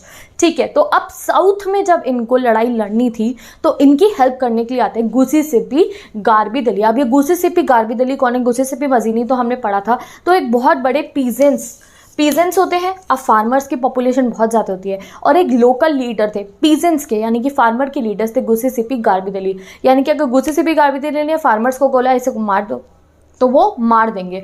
तो ये जो थे काउंट कैवियर जो थे जाके मदद लेते हैं गुसेसिपी गार्बी से, यानी कि अब पीजेंट्स भी इनके मूवमेंट का हिस्सा बन जाते हैं और पीजेंट्स भी 1860 में सपोर्ट मिल गया गुसेसेपी गार्बी का और उनकी बहुत बड़ी पीजेंट्स वाली आर्मी का, और ये आर्मी मिलके हरा देती है जो नीचे साउथ एरिया में जो किंग्स थे, कौन से किंग्स थे यहाँ पे, स्पेनिश किंग्स थे, उनको भी हटा देती है। एंड फाइनली इटली जो है वो जीत जाता है। फाइनली 1861 के अंदर 1860 में इन्होंने साउथ वाले किंग्स को हरा दिया, 1859 में नॉर्थ वालों को हरा दिया था। 1861 में विक्टर इमैनुअल को डिक्लेयर करा जाता है king of the united Italy and Rome को उसकी कैपिटल बना दिया जाता है। यानी कि ये जो अभी ऐसा सा नक्शा मैंने तुम्हें बताया था जहाँ पे बीच में पोप थे, यहाँ पे स्पेनिश थे, यहाँ पे हंगेरियन थे, इन सबको हरा देते हैं ये, और विक्टर इमैनुअल को, जिनका सेनापति कौन था, कॉन्ट कैवियर, ये मिलके बना देते हैं इटली को एक यूनाइटेड इटली। अब यहाँ पे क्या लिखा जाएगा, इटली मैप देखा है, अब इस एरिया का नाम क्या है, इटली बना देते हैं। यहाँ पे इटालियन स्पीकिंग लोग रहते हैं और रोम को बना देते हैं इसकी कैपिटल, और यहाँ पे ये कंप्लीट हो जाता है। अब यहाँ पे ना एक और चीज़ बता रखी है, जब इटली को ना वो बोलते थे ला इटालिया, और गुसेसिपी गार्बी के जो फार्मर्स थे ना, जो फार्मर्स थे जिन्होंने उनकी हेल्प करी, उन्हें ये भी नहीं पता था, नहीं कि डिफरेंट लैंग्वेज बोलते थे वो लोग। ला इटालिया कौन है, जब वो लोग ला इटली बोलते थे तो उन्हें लगता था कि ला इटालिया विक्टर इमैनुअल जो ये किंग है इनकी वाइफ है। मतलब कि किसानों ने बस हेल्प कर दी रिवोल्ट के अंदर, उनको नहीं पता था कि क्या हो रहा है, बट स्टिल इटली फॉर्म हो जाता है एंड 1861 के अंदर जो इटली है वो बन जाता है। अब हमने यूनिफिकेशन ऑफ इटली जर्मनी दोनों पढ़ लिया है, अब हम पढ़ेंगे the strange case of Britain, यानी कि ब्रिटेन कैसे बनता है। पहले कोई ब्रिटेन नहीं था, अब देखते हैं ब्रिटेन, ब्रिटिशर्स जिन्होंने आगे हमारे पे 100 साल तक राज करा, वो एक नेशन स्टेट कैसे बने। ब्रिटेन एज अ नेशन, तो एज ए ब्रिटिशर्स बहुत चालाक होते हैं और इसी तरीके से इन्होंने ब्रिटेन बनाया। तो 18th सेंचुरी तक, यहाँ आप देखो 18th सेंचुरी तक ब्रिटेन नाम की कोई जगह थी नहीं, ब्रिटेन कोई नेशन था ही नहीं। ये जो एरिया था यहाँ पे डिफरेंट लैंग्वेजेस के लोग रहते थे, जो इंग्लिश बोलते थे, वेल्श बोलते थे और स्कॉट और आयरिश लैंग्वेज बोलते थे। बट इसमें से सबसे पावरफुल लैंग्वेज कौन सी हो रही थी, इंग्लिश लैंग्वेज बहुत पावरफुल हो रही थी, इंग्लिश स्पीकिंग लोग बहुत पावरफुल हो रहे थे। तो एक रेवोल्यूशन ये लोग करते हैं एंड जो पावर है वो छीन लेते हैं from the monarchy and English parliament बन जाती है 1688 के अंदर। यानी कि वो वाले रेवोल्यूशन के बारे में हमें पढ़ाया नहीं गया है कि किस तरीके से इन्होंने मोनार्की से पावर सीज करी, but in 1688 English parliament seize the power from monarchy and it was known as a bloodless revolution. बहुत बड़ा एक रेवोल्यूशन होता है और 1688 के अंदर रीजन जो है इंग्लैंड वो बन जाता है। अब इंग्लैंड तो बन गया और इंग्लैंड में रहते थे सारे के सारे English speaking people lived in England. अब दो और रीजन बचे थे, एक था स्कॉटलैंड और दूसरा था आयरलैंड। अब इन लोगों ने अपना दिमाग चलाया, किसने, इंग्लैंड वालों ने, ठीक है, इन्होंने दिमाग चलाया कि भैया अब ये स्कॉटलैंड जो है और आयरलैंड जो है इन दोनों को ही हमें अपने कंट्रोल में, अपने कब्जे में करना है। तो ये जाने मिल जाती है 1688 के अंदर एंड ये लोग डिसाइड करते हैं कि ये अब जो स्कॉटलैंड एंड आयरलैंड जो है इसको भी कब्जा कर लेंगे एंड बनाएंगे the United kingdom of great Britain. तो क्या होता है 1707 के अंदर United kingdom of great Britain बन जाता है and it was form with the act of union जो साइन हुआ था बिटवीन इंग्लैंड एंड स्कॉटलैंड। अब ये इसका क्या मतलब हुआ, ये जो इंग्लैंड के लोग थे इंग्लिश स्पीकिंग और जो स्कॉटलैंड के लोग थे जो गेली लैंग्वेज बोलते थे, इनकी लैंग्वेज डिफरेंट थी, गेली लैंग्वेज बोलते थे, इनका अपना कल्चर था, ये दोनों मिलके एक साइन करते हैं कॉन्ट्रैक्ट और इस कॉन्ट्रैक्ट के साइन करने से एक नई कंट्री बन जाती है the kingdom of the great Britain, United kingdom of great Britain. और यहाँ पे वही ब्रिटिशर्स का जन्म हो गया है जिन्होंने आके हमारे ऊपर 100 साल तक राज करा था। अब यूके फॉर्म हो गया, अभी तक यहाँ पे आयरलैंड ज्वाइन नहीं हुआ है, इंग्लैंड और स्कॉटलैंड मिलके United kingdom of great Britain बनाते हैं। अब स्टार्टिंग में तो देखो स्कॉटलैंड वालों ने बड़ी खुशी से United kingdom of great Britain के साथ में पैक्ट साइन करके इसका हिस्सा बन गए, बट धीरे धीरे जो इंग्लिश स्पीकिंग पीपल थे वो उनकी मेजॉरिटी बढ़ जाती है एंड ये डोमिनेट करने लगते हैं स्कॉटलैंड वाले लोगों को, जो ये अपनी बेसिक लैंग्वेज बोलते थे गेलिक लैंग्वेज, और जो अपनी ट्रेडिशनल ड्रेसेस पहनते थे और जो इनका कल्चर था उसको ये बिल्कुल मिटा देते हैं और इनको अपना कल्चर फॉलो नहीं करने देते। तो इंग्लैंड के जो लोग थे इन्होंने स्कॉटलैंड को अपने कब्जे में कर लिया और इनकी जो आइडेंटिटी थी, जो इनका लोकल कल्चर था, बिल्कुल मिटा देते हैं। तो इंग्लैंड के और स्कॉटलैंड से मिलकर बना United kingdom of great Britain. अब बचा हमारे पास कौन सी जगह, अब हमारे पास बच गई आयरलैंड। तो आयरलैंड को भी ये बड़ी चालाकी से 1801 के अंदर forcibly UK of great Britain में शामिल कर लेते हैं, यानी कि ब्रिटेन के अंदर आयरलैंड को शामिल कर लेते हैं। अब आयरलैंड को कैसे शामिल करते हैं, लेट मी टेल यू। तो देखो ये जो आयरलैंड जगह थी ना, कौन सी जगह, आयरलैंड, यहाँ पे दो कम्युनिटीज़ के लोग रहते हैं, जैसे हमारे यहाँ पे हिंदूज़ एंड मुस्लिम रहते हैं, वहाँ पे रहते थे कैथोलिक एंड प्रोटेस्टेंट, और इनके बीच में लड़ाइयाँ चलती रहती, जैसे अभी कभी हिंदूज़ एंड मुस्लिम्स के बीच में, और डिफरेंट डिफरेंट रिलीजन्स के, सिख्स एंड मुस्लिम्स हो गए, हिंदूज़ एंड सिख्स हो गए, हमारे यहाँ पे कितने सारे रिलीजन है, कभी ना कभी किसी ना किसी बात पे दंगे लड़ाई हो जाती है, ठीक है। तो वैसे ही यहाँ पे कैथोलिक और प्रोटेस्टेंट के बीच में लड़ाई चलती थी। तो ये ब्रिटिशर्स जाते हैं किसके पास, प्रोटेस्टेंट्स के पास, कहते हैं कि तुम कैथोलिक से लड़ाई करो, हम तुम्हारा साथ देंगे और तुम आयरलैंड को एक प्रोटेस्टेंट देश बना देना। प्रोटेस्टेंट्स भी मान जाते हैं और लड़ाई करते हैं, ठीक है। जो प्रोटेस्टेंट्स थे ये मान जाते हैं और एक रेवोल्यूशन चलाते हैं जिसको लेड करता है Wolfe and his united Irishman in 1798। 1798 में ये कैथोलिक से लड़ने जाते हैं और ये रेवोल्यूशन फेल हो जाता है। और यहाँ पे देखो, जब भी किसी कंट्री में इंटरनल डिस्टर्बेंसेस होती हैं, यानी कि हाँ आयरलैंड में डिस्टर्बेंसेस होने लग गई, कैथोलिक्स प्रोटेस्टेंट्स को मारे हैं, प्रोटेस्टेंट कैथोलिक्स को मारे हैं, तो इस समय पे 1798 में यहाँ पे सिचुएशन बिगड़नी शुरू होती है और 1801 के अंदर आके फोर्सिबली जो ब्रिटेन है आयरलैंड को अपने कब्जे में ले लेता है। जब आयरलैंड में दंगे चल रहे होते हैं तो आके आयरलैंड को अपने कब्जे में कर लेते हैं 1801 के अंदर। And we all know that कि भड़काया किसने था लड़ाई करने के लिए प्रोटेस्टेंट्स को, ब्रिटिशर्स ने ही भड़काया था। एंड एट द एंड क्या होता है कि एक नया देश बन जाता है जिसका नाम क्या है, हमारा ब्रिटिश नेशन, जहाँ पे इंग्लिश स्पीकिंग लोग रहते हैं, basically England, Scotland and Ireland से फाइनली बनता है United kingdom of great Britain. अब यहाँ पे United kingdom of great Britain में सिर्फ और सिर्फ डोमिनेंस होती है इंग्लिश स्पीकिंग पीपल की। ये जो ब्रिटिश नेशन बनता है ये अपना ब्रिटिश फ्लैग बनाते हैं, यूनियन फ्लैग, नेशनल एंथम रखते हैं, God save our noble king, and English language का यहाँ पे यूज़ करते हैं। जो आयरलैंड की लैंग्वेज थी आयरिश, स्कॉटलैंड की लैंग्वेज थी गेली लैंग्वेज, इनके को कोई भी राइट्स नहीं मिलता है और बन जाता है United kingdom of great Britain. तो यहाँ देख सकते हो कि कितनी चालूपंथी से इन्होंने आयरलैंड वालों को भी अपने कब्जे में ले लिया और स्कॉटलैंड वाले बेचारों को बेवकूफ़ बना के अपने कब्जे में ले लिया और अपना एक बड़ा सा किंगडम बना दिया, United kingdom of great Britain. तो यहाँ पे हमारा टॉपिक 3 कंप्लीट हो जाता है। अब हम पढ़ेंगे अपना next topic, visualising the nation. ठीक है, इंडियंस के लिए विजुअलाइजिंग द नेशन समझना मुश्किल नहीं है, बिकॉज हमारे लिए इंडिया मतलब क्या है, भारत माता। तो जैसे कि हमारी जो कंट्री है हमने उसके लिए क्या यूज़ करा है, पर्सोनिफिकेशन।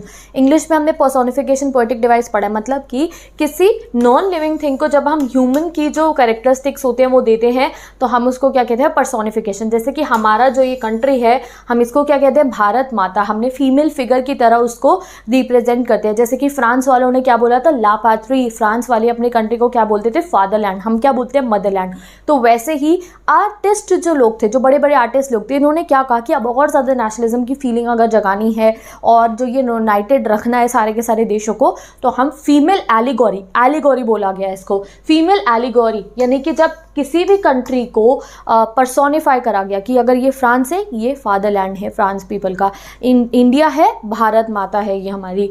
और इस तरीके से इस चीज़ को क्या बोला गया, allegory. Mainly female figures use होती थी। इस पर भी आपको क्वेश्चन आता है जो मैं आपको डिस्क्रिप्शन बॉक्स में प्रोवाइड कर दूंगी। Why only female figures were used in the allegory. जैसे कि आप किसी अवार्ड फंक्शंस में जाते हो, देखा होगा आपने, फीमेल एलिगोरी फिगर बनी होती है, ठीक है। तो फ्रांस के अंदर जर्मन की थी जर्मेनिया, तो वो दो आपको याद रखनी है। और जो फ्रांस में था, she was named as Christine Marianne, a popular Christian name which underline the idea of people's nation. ठीक है, तो नेशन को सिंबॉलिक करने के लिए इन्होंने एक क्रिश्चियन नेम लिया, मारियन। एंड इसके करेक्टरिस्टिक्स कैसे थे, जैसे कि लिबर्टियन, रिपब्लिक के जो हमने क्लास 9 में पढ़ते, red cap, tricolour and cockade. तो नेशनलिज्म की फीलिंग को बढ़ावा देने के लिए अब मारियान के बड़े बड़े जो स्टैचूज होते थे उनको फ्रांस की गलियों में और बड़े बड़े जो ब्लॉक्स होते थे वहाँ पे लगा दिया जाता था, जिससे कि उसे देख के लोगों को नेशनलिज्म की फीलिंग है। ऐसे ही हो गया हमारा जर्मनी के अंदर। जर्मनी की फीमेल एलिगोरी कौन थी, जर्मेनिया। एंड यहाँ पे भी ऐसी फीमेल एलिगोरी कौन है, मारियन। और जर्मनी की फीमेल एलिगोरी कौन बनी, जर्मेनिया। ठीक है, अब हम देख लेते हैं कुछ नेशनलिज्म एंड इंपीरियलिज्म। तो नेशनलिज्म की डेफिनेशन हम सबको पता है, एक नेशन स्टेट बनाना जिसका कॉमन कल्चर, कॉमन लैंग्वेज हो एंड डिफरेंट डिफरेंट कैटेगरीज के लोग एक नेशन के अंदर एज अ यूनाइटेड वे में रहें। इसको क्या बोला गया, नेशनलिज्म। अपने देश के लिए फीलिंग रखना, प्यार रखना, ये नेशनलिज्म हो गया। But now what is imperialism, तो ये समझेंगे हम बाल बाल्कान्स, एक इंपॉर्टेंट केस स्टडी करनी है हमने इस टॉपिक के अंदर बाल्कान रीजन की। तो नेशनलिज्म तो हमें पता चल ही गया। इंपीरियलिज्म का एक छोटा सा मतलब ये होता है, देखो अपनी टेरिटरीज को आगे बढ़ाना। कई बार क्या होती है, जैसे कि एक स्टेट है, मान लो जैसे ब्रिटिशर्स ने क्या करा, अपनी आर्मी लेकर इंडिया पे आ गए और हमारे पे कर लिया कब्जा, तो उस चीज़ को क्या बोला गया, इंपीरियलिज्म। तो imperialism is to conquer more and more areas to expand the territories. जब एक कंट्री पावरफुल हो जाती है ना, तो वो चाहती है कि अपनी आर्मी की मदद लेके मैं बाकी कंट्रीज़ के ऊपर जाके कब्जा करूँ, और इसी चीज़ को बोला जाता है इंपीरियलिज्म। अब हमें यहाँ पे इंपीरियलिज्म का मोस्ट सीरियस केस पढ़ने को मिलेगा इन द बाल्कान रीजन। अब ये बाल्कान रीजन कौन सा है, ये जो बाल्कान्स रीजन था ये ऑटोमन एम्पायर के अंडर में आता था। ऑटोमन एम्पायर बुक में चेक करो, मैप में गिवन है। अब ये जो बाल्कन रीजन था, यहाँ पे बेसिकली बहुत सारी कंट्रीज थी, जैसे कि Romania, Bulgaria, Albania, Greece, Macedonia, Croatia, बहुत सारी एक्सेट्रा बुक में लिखी है। ये सब कंट्रीज मिलकर बनाती थी बाल्कान रीजन, और ये एक बहुत ही पावरफुल रीजन था। अच्छी अच्छी नेचुरल रिसोर्सेज थी, बट डिफरेंट डिफरेंट कैटेगरीज के लोग रहते थे। Romania, Bulgaria, Albania, Greece, Macedonia, Croatia, ये सब मिलकर बनाते थे बाल्कान रीजन, ठीक है। And it was under the control of Ottoman empire, but ये ऑटोमन एम्पायर के कंट्रोल में था। But with the disintegration of the Ottoman empire made this region very explosive. पहले ये ऑटोमन एम्पायर के कब्जे में था, बट जैसे ही ये बाल्कान रीजन जो था, हमने पढ़ा था ना, ऑटोमन एम्पायर से ग्रीस को मिल गया था ट्रीटी ऑफ कॉन्स्टेंटिनोपल में छुटकारा, तो वैसे ही जैसे ही बाल्कान जो है रीजन जो है अलग हो जाता है फ्रॉम द ऑटोमन एम्पायर, सारी के सारी जो बड़ी बड़ी कंट्रीज थी इनकी नज़रें इस रीजन के ऊपर पड़ जाती हैं। जैसे कि यू कैन जाता है, तो इसकी जितनी भी स्टेट्स थी ना, ये एक दूसरे से जेलस होना स्टार्ट हो जाती है। जैसे कि यहाँ पे कौन कौन से रीजन थे, ग्रीस, मैसेडोनिया, रोमेनिया, अल्बानिया, ये आपस में एक दूसरे से जेलस होनी शुरू हो जाती हैं और सोचती हैं कि एक दूसरे के ऊपर कब्जा कर लेंगे। ये बाल्कान रीजन, यहाँ पे ग्रीस हो गया, ये मान लो ये रोमेनिया हो गया, ये मैसेडोनिया हो गया, ये अल्बेनिया हो गया, ये आपस से एक दूसरे से जेलसी करने लग गए कि भैया एक दूसरे पे हम करेंगे कब्जा।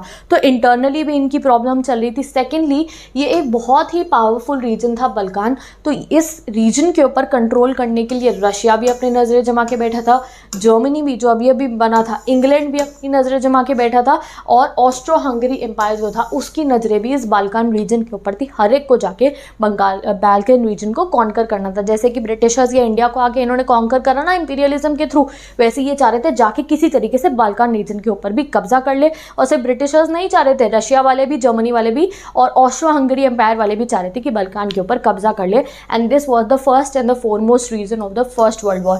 तो जैसे जो हमारा फर्स्ट वर्ल्ड वॉर हुआ था, तो उसका एक बेसिक कॉज यही था कि बाल्कन रीजन के ऊपर जो था, ये चारों की चारों कंट्रीज जो थी कब्जा करना चाहती थी, और इसी वजह से हुआ हमारा first world war. So we can say that the problem of विरकट create the situation of the first world war. तो अगर आपको एग्जाम में क्वेश्चन है what problem cause the situation of the first world war, क्या आपको अभी तक पता था कि फर्स्ट वर्ल्ड वॉर शुरू क्यों हुआ? तो यहाँ जो बाल्कन के अंदर कॉन्फ्लिक्ट हो रहा था, इसकी वजह से जो फर्स्ट वर्ल्ड वॉर था वो शुरू हुआ। फ्यू लाइन्स पढ़ के जिसके बेसिस पे हम अपना सेकेंड चैप्टर स्टार्ट करेंगे। इंपीरियलिज्म क्या है? मिलिट्री का यूज करके बाकी कंट्रीज के ऊपर जाके कब्जा करना। तो यही ट्रेंड फॉलो कर दिया था यूरोप की कंट्रीज ने, जैसे ब्रिटिशर्स ने, जर्मन ने, यही ट्रेंड फॉलो कर दिया था कि अपनी आर्मी लेकर दूसरी कंट्रीज पे जाके ये लोग कब्जा कर रहे थे, और इस चीज़ को बोला जाता है इंपीरियलिज्म। अब 1914 के अंदर आ जाता है डिजास्टर यूरोप के अंदर, because anti imperialist movement start हो जाते हैं, यानी कि इसको हम एंटी कॉलोनलाइजेशन मूवमेंट भी कहते हैं, जैसे कि हम इंडियंस ने 20th सेंचुरी के अंदर स्टार्ट कर दिया था। ये जितनी भी कंट्रीज थी ना यूरोप की, जिन्होंने अभी अभी नेशनलिज्म हासिल कर लिया था, ये अपनी पावर आर्मी के थ्रू बाकी कंट्रीज पे जाके कब्जा कर रही थी। तो जैसे इंडिया कॉलोनी थी, बाकी कंट्रीज ने भी, कॉलोनीज ने भी प्रोटेस्ट करना शुरू कर दिया कि हमें आज़ादी दो। जैसे हमने बोला ना, अंग्रेज़ों भारत छोड़ो, हमें राइट दे दो, हमें खुद को रूल करने का, हमें खुद की कॉन्स्टिट्यूशन बना दो और तुम यहाँ से चले जाओ। तो नेक्स्ट चैप्टर में हम पढ़ेंगे द नेशनलिस्ट फ्रीडम स्ट्रगल्स, या फिर anti colonialism movement, anti imperialism movement, जिसका चैप्टर का नाम क्या है? Nationalism in India. और यहाँ पे आपका ये चैप्टर कंप्लीट हो रहा है। तो एंटी इंपीरियलिस्ट मूवमेंट स्टार्ट हो जाते हैं। अब नेशनलिज्म खत्म, ये यूरोप के रीजन को हर एक को नेशनलिज्म मिल चुका है, यानी कि हर एक को नेशन स्टेट बन चुकी है। अब हम आएंगे एंटी इंपीरियलिस्ट मूवमेंट के अंदर, जिसमें हम पढ़ेंगे कैसे डिफरेंट रीजन्स ने, जहाँ पे इन्होंने जाके अपनी कॉलोनीज बनाई थी, जैसे इंडिया को कॉलोनी बनाया था ब्रिटिशर्स ने, कैसे हम लोगों ने अपनी आज़ादी हासिल करी। तो आई होप आप लोगों को rise of nationalism in Europe समझ में आ गया होगा। मैंने बहुत डिटेल्ड वे में, बिल्कुल एक भी डिटेल मैंने इस चैप्टर में मिस नहीं करी है। तो अगर वीडियो लेंथ अभी मुझे नहीं पता है कितनी है, जितनी भी देर की वीडियो है अगर आपने पूरी देख देख ली तो you will never forget this chapter, और एक भी क्वेश्चन ऐसा नहीं होगा इस चैप्टर का जो आप सॉल्व नहीं कर पाओगे। सो thank you so much watching this video. इस चैप्टर के जितने भी इंपॉर्टेंट क्वेश्चन है उनका लिंक मैं डिस्क्रिप्शन बॉक्स में डाल रही हूँ, एंड इस चैप्टर के जितने भी नोट्स है, 1 mark question, MCQ, long answer, short answers, उसके एक कंबाइंड फॉर्म का PDF मैंने अपनी इंस्टाग्राम ID पे अपलोड कर दिया, वो वहाँ से जाके आप एक्सेस कर सकते हो। So thank you so much watching this video. I will meet you in the next video जिसमें SST का मैंने फुल सिलेबस कंप्लीट करवा दिया। डिस्क्रिप्शन बॉक्स में प्लेलिस्ट गिवन है SST की, SST का रिविजन बैच गिवन है जिसमें सारे चैप्टर्स का रिविजन है। So go and watch that video. Best of luck for your board exam and I will meet you in the next video.